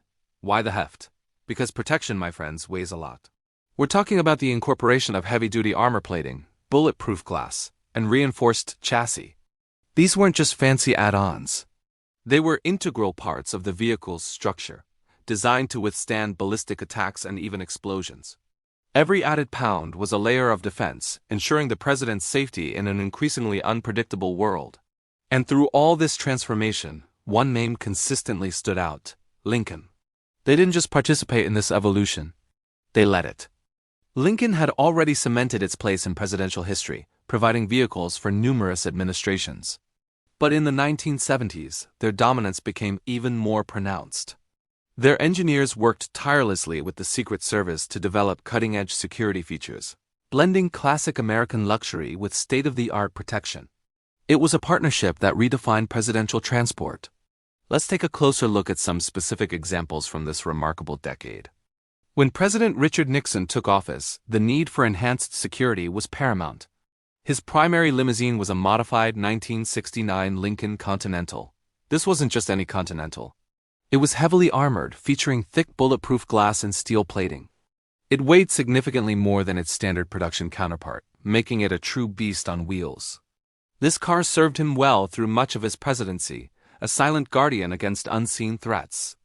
Then came the legendary Limousine, or the presidential state car used by Nixon and later by President Gerald Ford. This was a 1972 Lincoln Continental, specifically designed and built for presidential use, incorporating even more advanced security measures. It was a massive vehicle, pushing the boundaries of what a sedan could be. Its sheer size and robust construction were a testament to the era's security concerns. Imagine the engineering challenge of maintaining performance and luxury while adding tons of armor. The Ford administration continued to rely heavily on Lincoln. President Gerald Ford, who succeeded Nixon, utilized many of the same vehicles, further solidifying Lincoln's role. These cars were constantly being updated and modified, even during their service life as new threats emerged and technology advanced. It was a continuous cycle of innovation and adaptation, always with the president's safety as the top priority. One of the most defining characteristics of these 70s limousines was their almost fortress-like appearance. Gone were some of the sleek lines of earlier models, replaced by a more utilitarian, protective aesthetic. They were still elegant in their own way, but their primary purpose to safeguard the commander-in-chief was undeniable in every curve and angle. The thick doors, the robust window frames, the sheer mass of the vehicle itself screamed security. Beyond the visible armor, these limousines also incorporated sophisticated internal systems. We're talking about advanced communication equipment, allowing the president to stay connected to national security advisors and military command at all times, no matter where they were. There were also provisions for emergency medical supplies, fire suppression systems, and even specialized ventilation to protect against chemical or biological attacks. These weren't just cars, they were mobile, self-contained safe zones. The evolution wasn't just about protection, it was also about logistics. These heavier, more complex vehicles required specialized maintenance and support.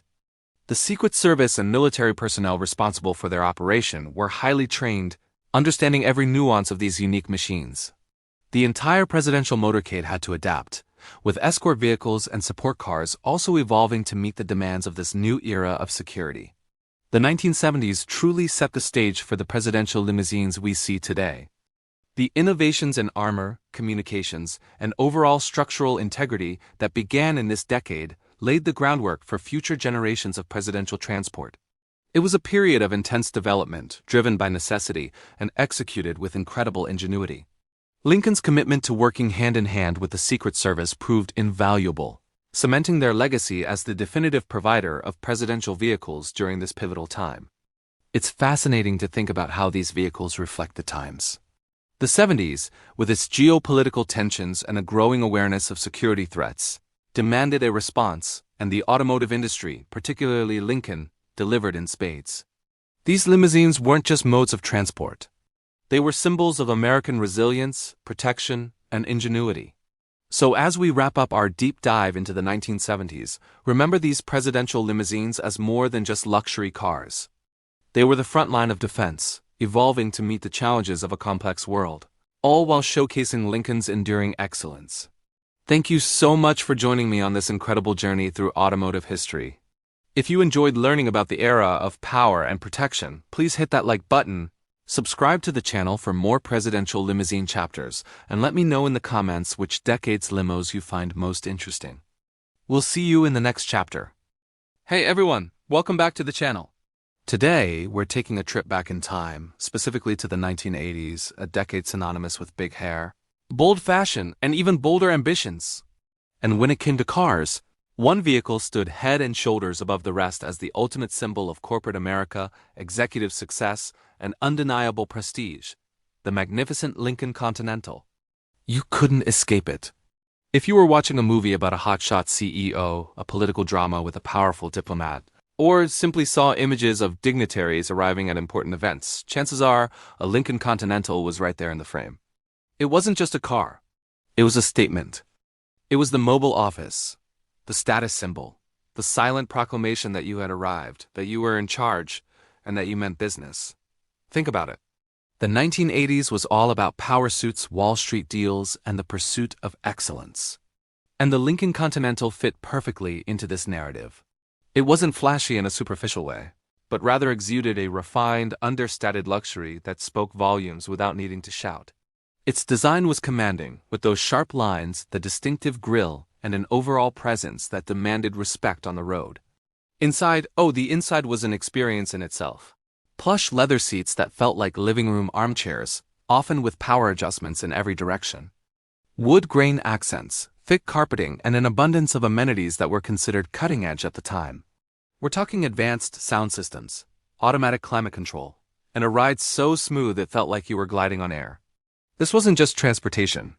It was a sanctuary, a mobile executive lounge where important decisions were made and deals were sealed. CEOs chose the Continental because it projected an image of stability, reliability, and established wealth. It wasn't about being ostentatious, it was about being formidable. When you pulled up in a Continental, people knew you had earned your stripes.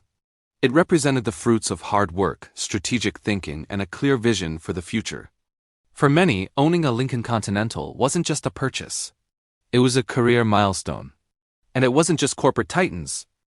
Diplomats, government officials, and high-ranking individuals across America favored the Continental for its blend of American luxury and dignified presence. It was a car that could represent a nation with pride, offering comfort and security for its esteemed passengers. Imagine a foreign dignitary stepping out of a gleaming Continental. It conveyed strength, tradition, and a certain gravitas. The marketing around the Continental during this era was brilliant.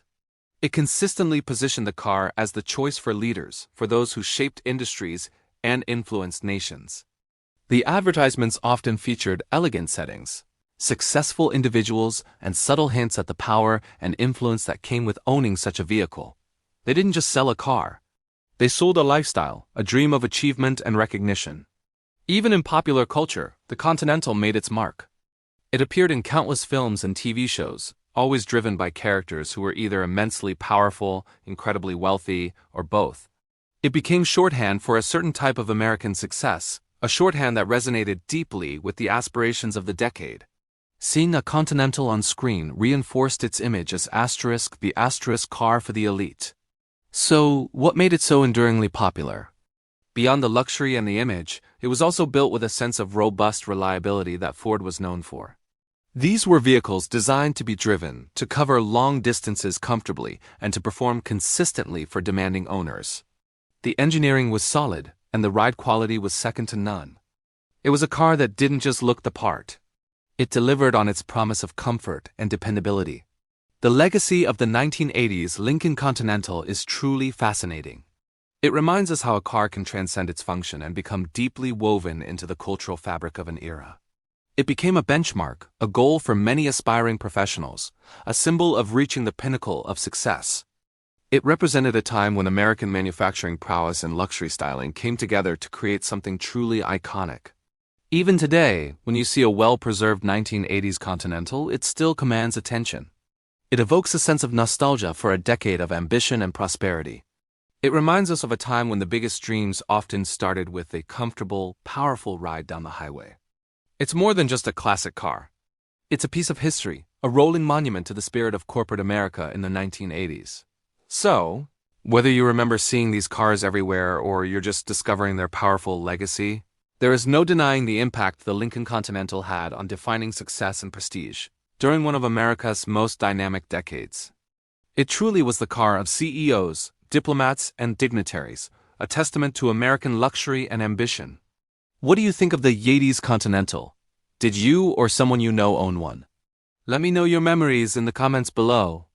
If you enjoyed this dive into automotive history, please give this video a thumbs up, share it with your friends, and don't forget to subscribe to the channel for more fascinating stories from the world of cars. Thanks for watching, and I'll see you in the next one. Hey everyone, and welcome back to the channel. Today, we're taking a trip down memory lane, specifically to a decade that really redefined luxury for many Americans, the 1990s. We're talking about a time when Lincoln, a brand synonymous with American elegance, made some incredibly smart moves, shifting gears towards an unparalleled blend of technology, quiet comfort, and refinement. So, buckle up because we're diving deep into Chapter 15, the 1990s, comfort, silence, and refinement, how Lincoln truly captured America's calmer side of luxury. The 90s were a fascinating time, weren't they? After the bold, sometimes brash 80s, there was a collective yearning for something a bit more subdued, a bit more thoughtful. And Lincoln understood this perfectly. They recognized that true luxury wasn't just about flashy chrome or enormous engines anymore. It was about the experience, about how a car made you feel. It was about creating a personal sanctuary, a mobile oasis from the hustle and bustle of daily life. This philosophy became the bedrock of Lincoln's strategy throughout the decade, and it profoundly shaped their vehicles. One of the most defining characteristics of 1990s Lincolns was their unwavering commitment to a smooth ride. This wasn't just a marketing slogan, it was an engineering imperative. Think about it, a truly luxurious car glides, it doesn't jostle. Lincoln invested heavily in advanced suspension systems, often utilizing air springs and adaptive damping to iron out every bump and imperfection in the road. You'd float over expansion joints and potholes that other cars would shudder through. It wasn't about being overtly sporty.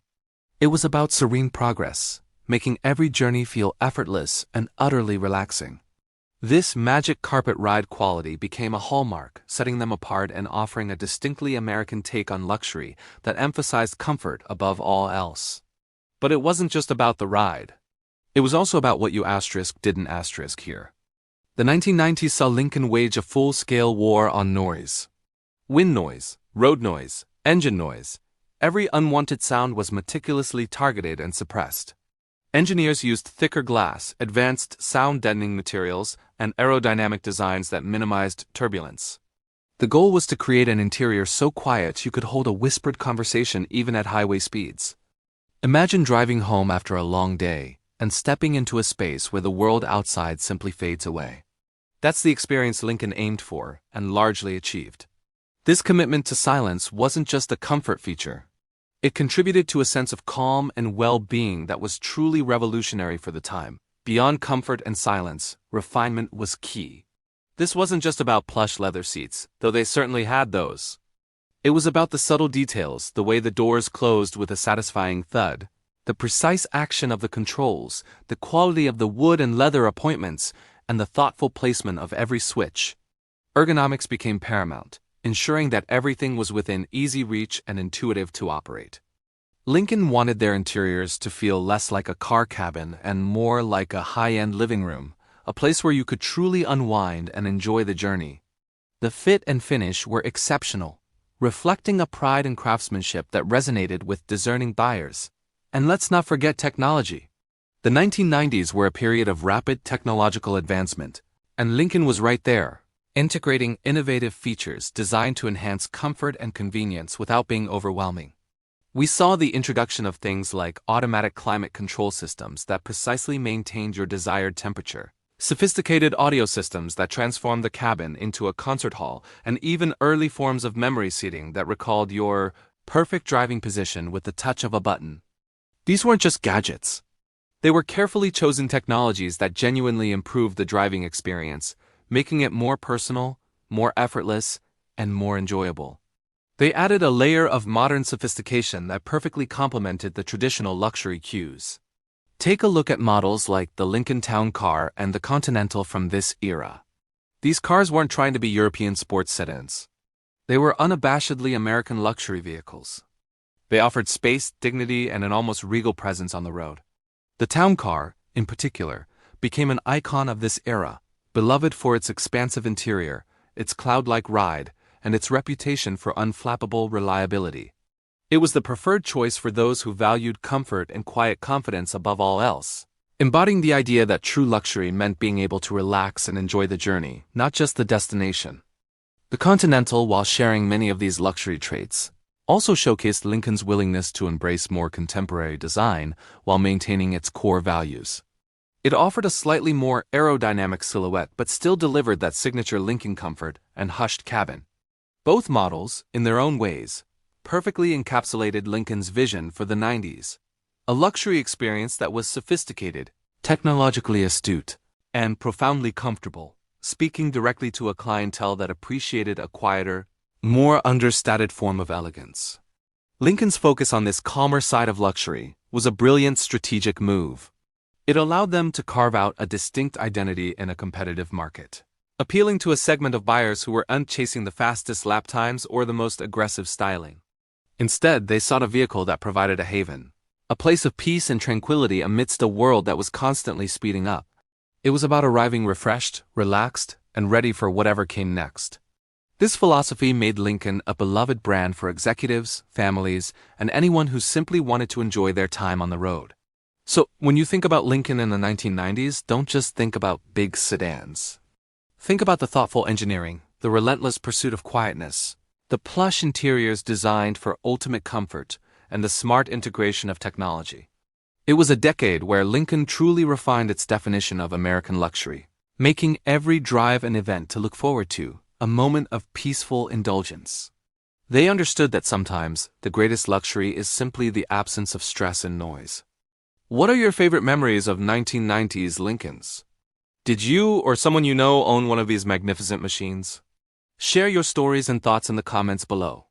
We love hearing from you. If you enjoyed this dive into automotive history, please give this video a big thumbs up, share it with your friends, and don't forget to subscribe to the channel for more fascinating journeys through the world of cars. Thanks so much for watching, and we'll catch you in the next one. Hey everyone, and welcome back to the channel.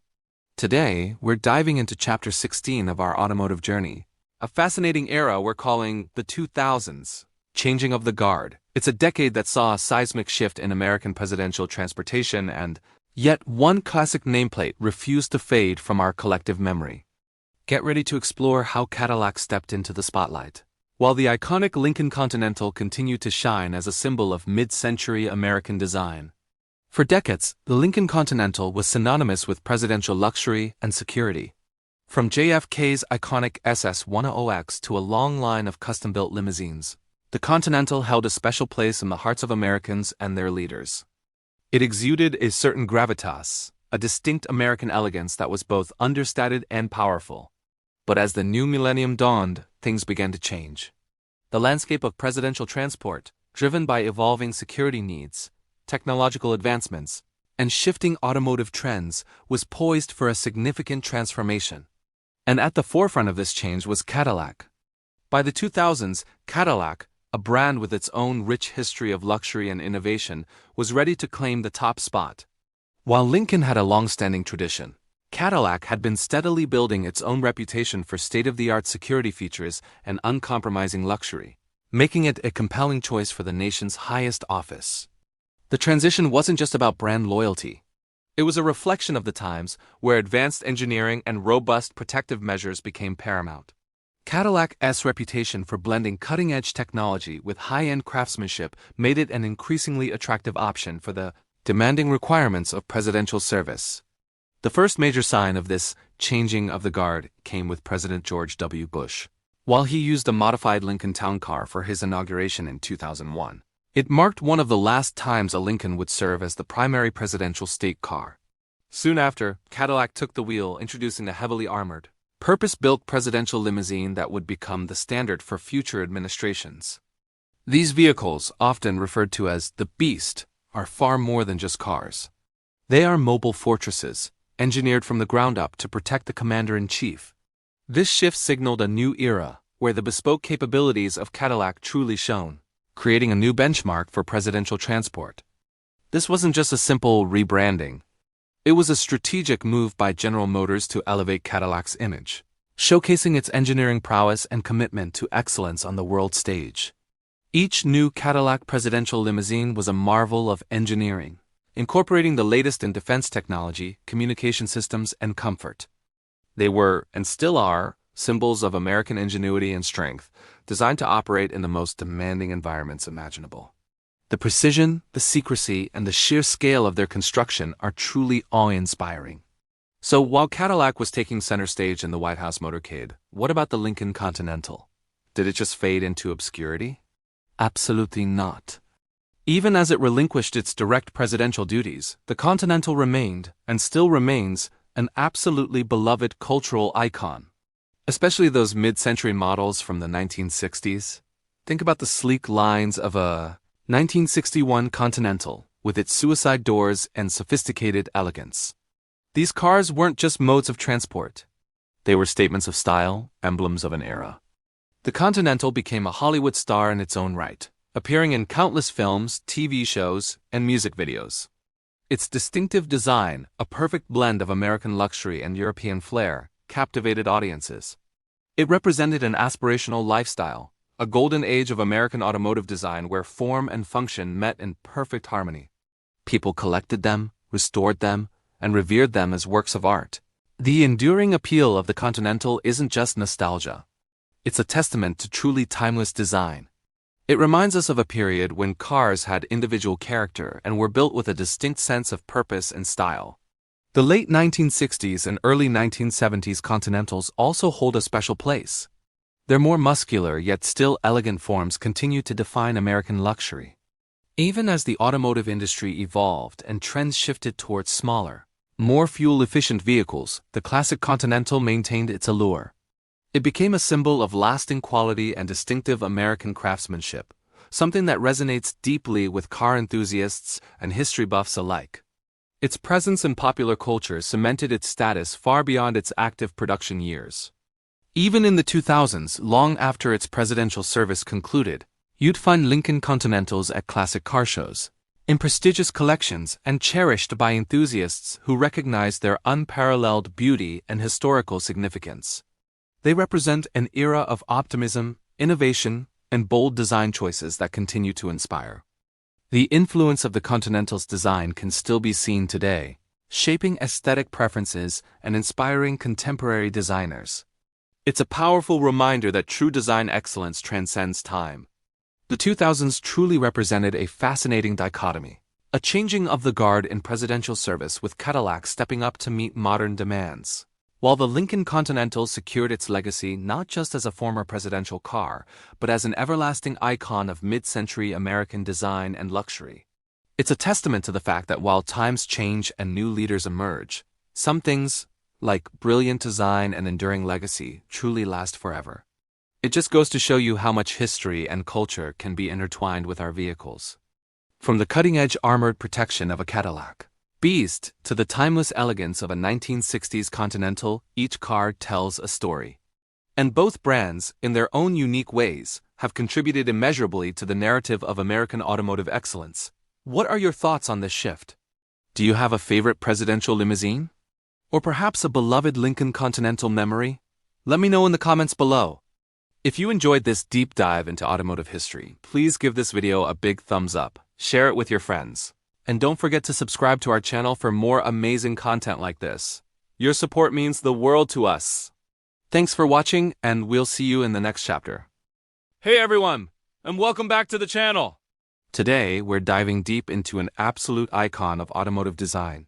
We're kicking off Chapter 17 of our series, focusing on Lincoln's timeless design philosophy, specifically understated dignity. And what better way to explore that than by dissecting the legendary Lincoln Continental? This car wasn't just transportation. It was a statement, a masterclass in quiet confidence and sophisticated style. So let's unpack what made the Continental so special, particularly its design language. We're talking about those hallmark long horizontal lines, its impeccably balanced proportions, and that unmistakable, almost whispered sense of confidence it exuded. When you see a classic Continental, you don't just see a car. You see a piece of art that understands the power of subtlety. For decades, Lincoln has been synonymous with American luxury, but it was the Continental, especially from the 1960s, that truly codified this understated dignity. It moved away from the more flamboyant designs of the 50s, opting for a sleek, almost architectural approach. This wasn't about shouting. It was about presence. It was about arriving without fanfare, yet commanding every single bit of attention in the room, or on the road, simply by being there. Let's start with those magnificent long horizontal lines. These weren't just stylistic choices. They were fundamental to the Continental's visual identity. They stretched from the front grille all the way to the rear taillights, creating an uninterrupted flow, a sense of immense length and stability. This design trick made the car appear even grander, more substantial, and rooted to the ground. It conveyed a feeling of calm authority, a steadfastness that spoke volumes without needing ornate detailing or excessive chrome. Think of it as a perfectly tailored suit, sharp, clean lines that emphasize posture and presence. This linear purity was revolutionary for its time, setting a new benchmark for luxury automotive design. It communicated a modern sophistication and almost minimalist elegance that still resonates today. Then we have the balanced proportions. This is where the magic truly happened. The Continental wasn't just long. It was perfectly proportioned from every angle. The relationship between the length of the hood, the size of the cabin, and the length of the trunk was meticulously calculated. There was an intentional rhythm to its form, a visual harmony that made it incredibly pleasing to the eye. Nothing felt out of place or exaggerated. The wheel wells, the window lines, the roofline, everything contributed to a cohesive, balanced silhouette. It's the kind of design where you can't quite put your finger on why it looks so good, but you know it just does asterisk. This balance wasn't accidental. It was the result of a deliberate philosophy to create an automobile that felt inherently correct, a vessel of quiet power and refined taste. This careful consideration of mass and volume is what gave the Continental its timeless appeal, allowing it to transcend fleeting trends. It was designed to be beautiful, not just fashionable. And finally, that quiet sense of confidence. This is perhaps the most intangible, yet most powerful, aspect of the Continental's design language. It wasn't about aggressive stances or flamboyant grilles. Instead, it projected an innate assurance, a serene self-possession. The Continental didn't need to be flashy because it knew exactly what it was: a top-tier luxury automobile. Its confidence came from its impeccable build quality, its sophisticated engineering, and above all, its dignified aesthetic. The reverse-hinged suicide doors, for example, weren't just a quirky feature. They were a statement of elegance and ease of entry, a subtle touch that elevated the passenger experience and reinforced its unique identity. Even the interior mirrored this philosophy: spacious, uncluttered, with high-quality materials and thoughtful details. It was a car that didn't demand attention. It commanded it simply by existing. This quiet confidence made it the vehicle of choice for presidents, celebrities, and anyone who appreciated true luxury without ostentation. It was a car that whispered success, rather than shouting it. The Continental's design philosophy proved that true luxury isn't about excess. It's about refinement, precision, and an almost aristocratic restraint. It showed that less can indeed be more, especially when that less is executed with such extraordinary skill and vision. The impact of this design language extends far beyond just Lincoln. It influenced an entire era of automotive styling, pushing other manufacturers to consider the power of elegant simplicity. It taught us that a car can be grand without being gaudy, powerful without being aggressive, and luxurious without being ostentatious. The Continental stood as a beacon of good taste, a testament to the idea that design should serve, elevate, and inspire rather than just impress. It was, and still is, a masterclass in how to convey immense prestige with grace and humility. So, as we wrap up this deep dive into Lincoln's design philosophy and the magnificent Continental, I hope you've gained a new appreciation for the artistry and intentionality behind its creation. It truly embodies understated dignity in every sculpted line and balanced proportion. Thank you so much for joining me on this journey through automotive history and design. If you enjoyed this analysis, please hit that like button, share your thoughts in the comments below. What is your favorite aspect of the Continental S design? And don't forget to subscribe for more insights into iconic vehicles.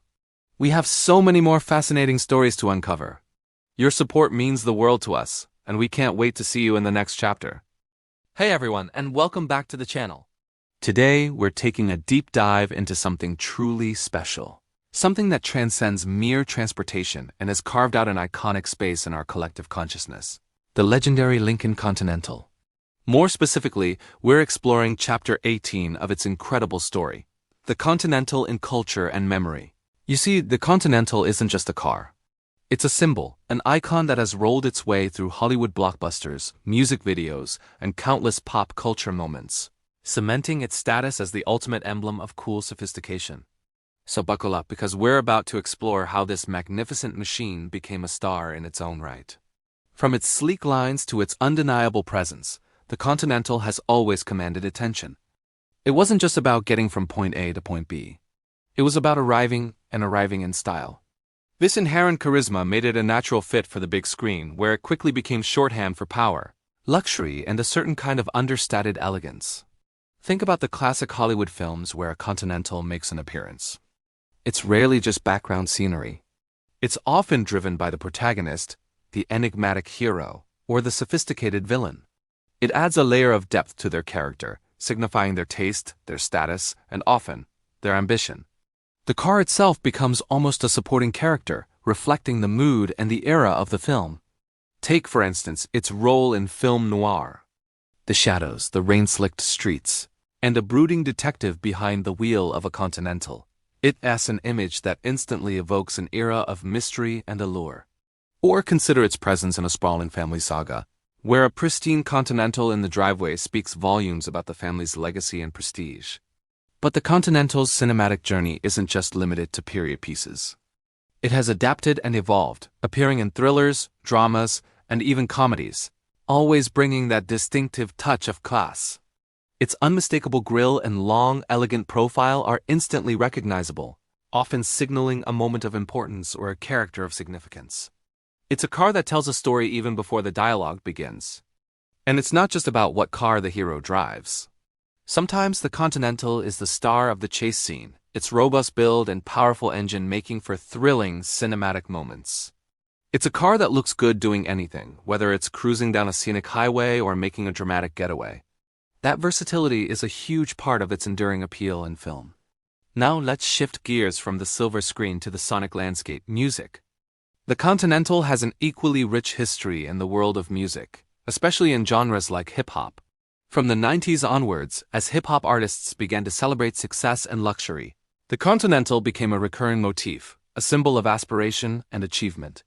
Artists would not just mention the car in their lyrics. They would showcase it prominently in their music videos.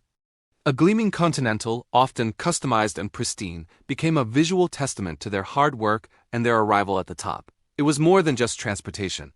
It was a statement piece, a rolling trophy. Imagine the iconic imagery. An artist draped in designer clothes, surrounded by their crew, with a classic Continental gliding slowly in the background. It's an aesthetic that defined an era and continues to resonate today. The car became synonymous with a certain lifestyle, one of power, influence, and unapologetic style. Beyond hip-hop, the Continental has also found its way into lyrics and album art across various genres, sometimes as a nostalgic nod to a bygone era, other times as a symbol of cool, understated confidence. Its very name, Continental, evokes a sense of global sophistication and timeless design. It's fascinating how a piece of machinery can absorb and reflect so much cultural meaning. The Continental embodies a certain spirit, a spirit of American ingenuity combined with European elegance. It's that blend that makes it so unique and so enduringly attractive to creatives across different mediums. And let's not forget the sheer cool factor. What exactly is cool sophistication when it comes to a car? It's that effortless charm, that quiet confidence that doesn't need to shout for attention. The Continental doesn't scream, "Look at me." It simply is magnificent, and everyone notices. It's just a car that looks equally at home pulling up to a red carpet event as it does cruising down a coastal highway. This aura of cool sophistication isn't just about external appearances. It's built into the very DNA of the car. From its luxurious interiors designed for comfort and refinement, to its smooth, powerful ride. Driving a Continental, or even just seeing one, evokes a feeling of effortless class and timeless quality. It's a vehicle that suggests a discerning taste, a preference for quality over flash. Think about the iconic people associated with the Continental. It was the car of choice for presidents, celebrities, and business magnates, further cementing its image as a vehicle for those who have achieved great things. These associations only deepen its cultural footprint and add to its legendary status. Even in modern pop culture, the Continental continues to make cameo appearances, sometimes as a vintage nod, other times as a reimagined classic. Its design principles, its powerful presence, and its legacy continue to inspire new generations of designers and enthusiasts. It's a car that feels both contemporary and timeless simultaneously. What's truly remarkable is how a manufactured object can become such a powerful cultural artifact. The Lincoln Continental isn't just a car. It's a testament to design, engineering, and the aspirations of an entire era. It's a symbol of American luxury and a global icon of style. So the next time you spot a Lincoln Continental, whether it's on screen, in a music video, or even just driving down the street, take a moment to appreciate its incredible journey. It's more than just metal and rubber.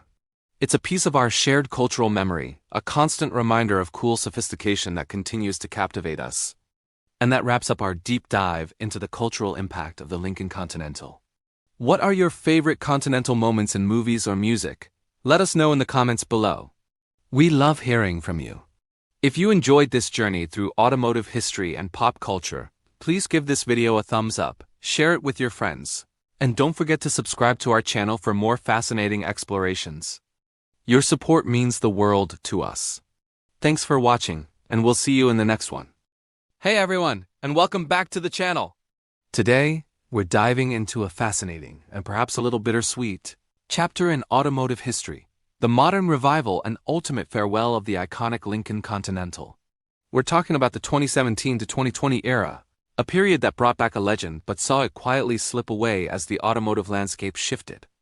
Get ready to explore the luxurious design, the nostalgic touches, and the market forces that led to its discontinuation. So for decades, the name Continental conjured images of American luxury, presidential rides, and Hollywood glamour. After a long hiatus, Lincoln decided it was time to bring that magic back.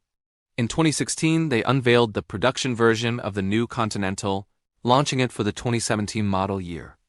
This wasn't just another sedan. It was Lincoln's bold statement that they were serious about re-establishing themselves in the luxury segment. The anticipation was palpable among automotive enthusiasts and longtime Lincoln fans. It felt like a homecoming, a promise of sophisticated American luxury once again gracing our roads, and what a return it was. The 2017 Continental immediately struck a chord with its design. It was a masterclass in blending modern elegance with respectful nods to its rich past. Gone were the more angular, conservative lines of some previous Lincoln models. In their place was a sleek, sculpted body with a commanding presence. The signature chrome grille, which became known as the Lincoln Star Mesh grille, was a standout feature, wide and assertive, yet undeniably refined. It felt contemporary without being trendy, a look that aimed for timelessness. But it wasn't just about being new. It was about honoring heritage. Lincoln designers clearly spent time poring over old Continental blueprints and photographs. You could see echoes of classic Continentals in its long flowing lines, its proportions, and even subtle details like the shape of the rear window. It evoked a sense of grand touring, the idea of comfortable, effortless, long-distance travel that was synonymous with the Continental nameplate. It didn't try to be a retro car, but rather a modern interpretation infused with that classic Lincoln spirit. Step inside, and the luxury truly enveloped you. The interior was a sanctuary, designed for comfort and tranquility. Lincoln called it quiet flight, and they really delivered. High-quality materials were everywhere: supple leathers, genuine wood trims, and real aluminum accents. The seats, especially the available perfect position seats with 30-way adjustability and massage functions, were legendary. They were designed not just to sit in but to truly relax and be pampered. This was a car that prioritized the experience of its occupants above all else. Technology was seamlessly integrated too. You had your large touchscreen infotainment system, a premium Revel audio system, and a suite of advanced driver assistance features, all designed to make the driving experience as effortless and enjoyable as possible. It wasn't about flashy gadgets. It was about thoughtful features that enhanced comfort and convenience without being overwhelming. The goal was sophisticated simplicity, allowing the driver and passengers to simply enjoy the ride. Lincoln also offered some truly unique features that stood out in the luxury sedan market. Remember the electronic door handles? They weren't your typical pull-out handles.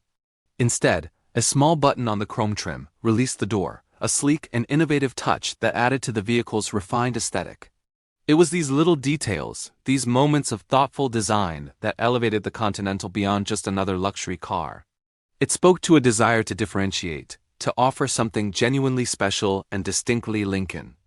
Under the hood, the Continental offered a range of powerful yet refined engines. The standout was the optional 3.0-liter twin-turbo V6, churning out 400 horsepower and 400 pounds-ft of torque. This wasn't a sports sedan, but it certainly had the grunt to provide effortless acceleration and confident highway cruising. Paired with available all-wheel drive, it delivered a smooth, composed ride that was perfect for both city commutes and cross-country journeys. The emphasis was always on quiet power and sublime comfort, a true luxury driving experience. So with all this luxury, style, and power, why are we talking about its farewell so soon? This is where the story takes a turn, reflecting broader trends in the automotive industry. Despite its strengths, the modern Continental faced an uphill battle. The market was rapidly shifting away from sedans and towards SUVs and crossovers. Consumers, even those in the luxury segment, were increasingly opting for the higher driving position, increased cargo space, and perceived versatility that SUVs offered. Lincoln itself was investing heavily in its SUV lineup, with models like the Navigator, Aviator, and Corsair gaining significant traction and becoming their best sellers. The sales figures for the Continental, while respectable for a niche luxury sedan, simply couldn't compete with the booming SUV segment. It was a tough reality check for a car that was otherwise quite excellent. The business decision, while undoubtedly difficult, became clear: focus resources where the market demand was strongest. And so, quietly, almost reverently, Lincoln announced the discontinuation of the Continental after the 2020 model year. There was no grand ceremony, no prolonged farewell tour. It simply faded from the lineup, another victim of changing consumer tastes. It was a poignant end to a storied nameplate, one that had been revived with such high hopes and delivered so much in terms of luxury and design. Its brief modern run highlighted the challenges even an iconic name faces when the tide of market preference shifts dramatically. Looking back, the 2017 to 2020 Lincoln Continental was a valiant effort. A beautiful, comfortable, and well-appointed luxury sedan that deserved more time in the spotlight. It successfully recaptured the essence of American luxury, offering a distinctive alternative in a market dominated by European rivals. It proved that Lincoln could still build a flagship sedan worthy of its heritage. Perhaps, in time, it will be remembered as a classic in its own right. A testament to what Lincoln could achieve before the segment it occupied largely vanished. Its legacy is one of elegant design, unparalleled comfort, and a bold attempt to bring back a legend. While its time was short, it left an impression on those who appreciated its unique blend of modern luxury and timeless nostalgia. It's a reminder that even the most iconic names sometimes have to take a bow. And that brings us to the end of this chapter in the Continental story. What do you think about the modern revival and farewell? Did you ever get to experience one of these beautiful sedans? Let me know your thoughts in the comments below. If you enjoyed this deep dive into automotive history, please give this video a thumbs up, and don't forget to subscribe to the channel for more explorations of legendary cars and fascinating stories. Your support means the world. Thanks for watching, and I'll catch you in the next one. Alright everyone, welcome back to the channel. Today, we're taking a deep dive into a true American icon, a vehicle that's more than just a car. It's a symbol of power, prestige, and timeless elegance, the Lincoln Continental. Specifically, we're exploring Chapter 20 of its incredible story, focusing on its enduring legacy as a presidential icon. Get ready, because this isn't just about engines and chrome. It's about history, design, and a car that became woven into the fabric of America's collective memory. From its very inception, the Lincoln Continental wasn't just another luxury automobile. It was a statement. Edsel Ford, the man often credited with its original vision, wanted something uniquely American. A vehicle that could stand toe-to-toe with the finest European marques, but with a distinct understated sophistication. And boy, did he succeed. The first Continental, emerging in the late 1930s, immediately turned heads. Its long, sleek lines, the distinctive Continental kit spare tire mounted on the rear, and its overall commanding presence made it an instant classic. It wasn't just big.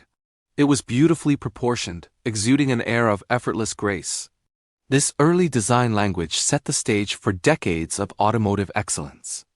But what truly cemented the Continental's place in history, especially in the American psyche, was its consistent association with the highest office in the land, the President of the United States.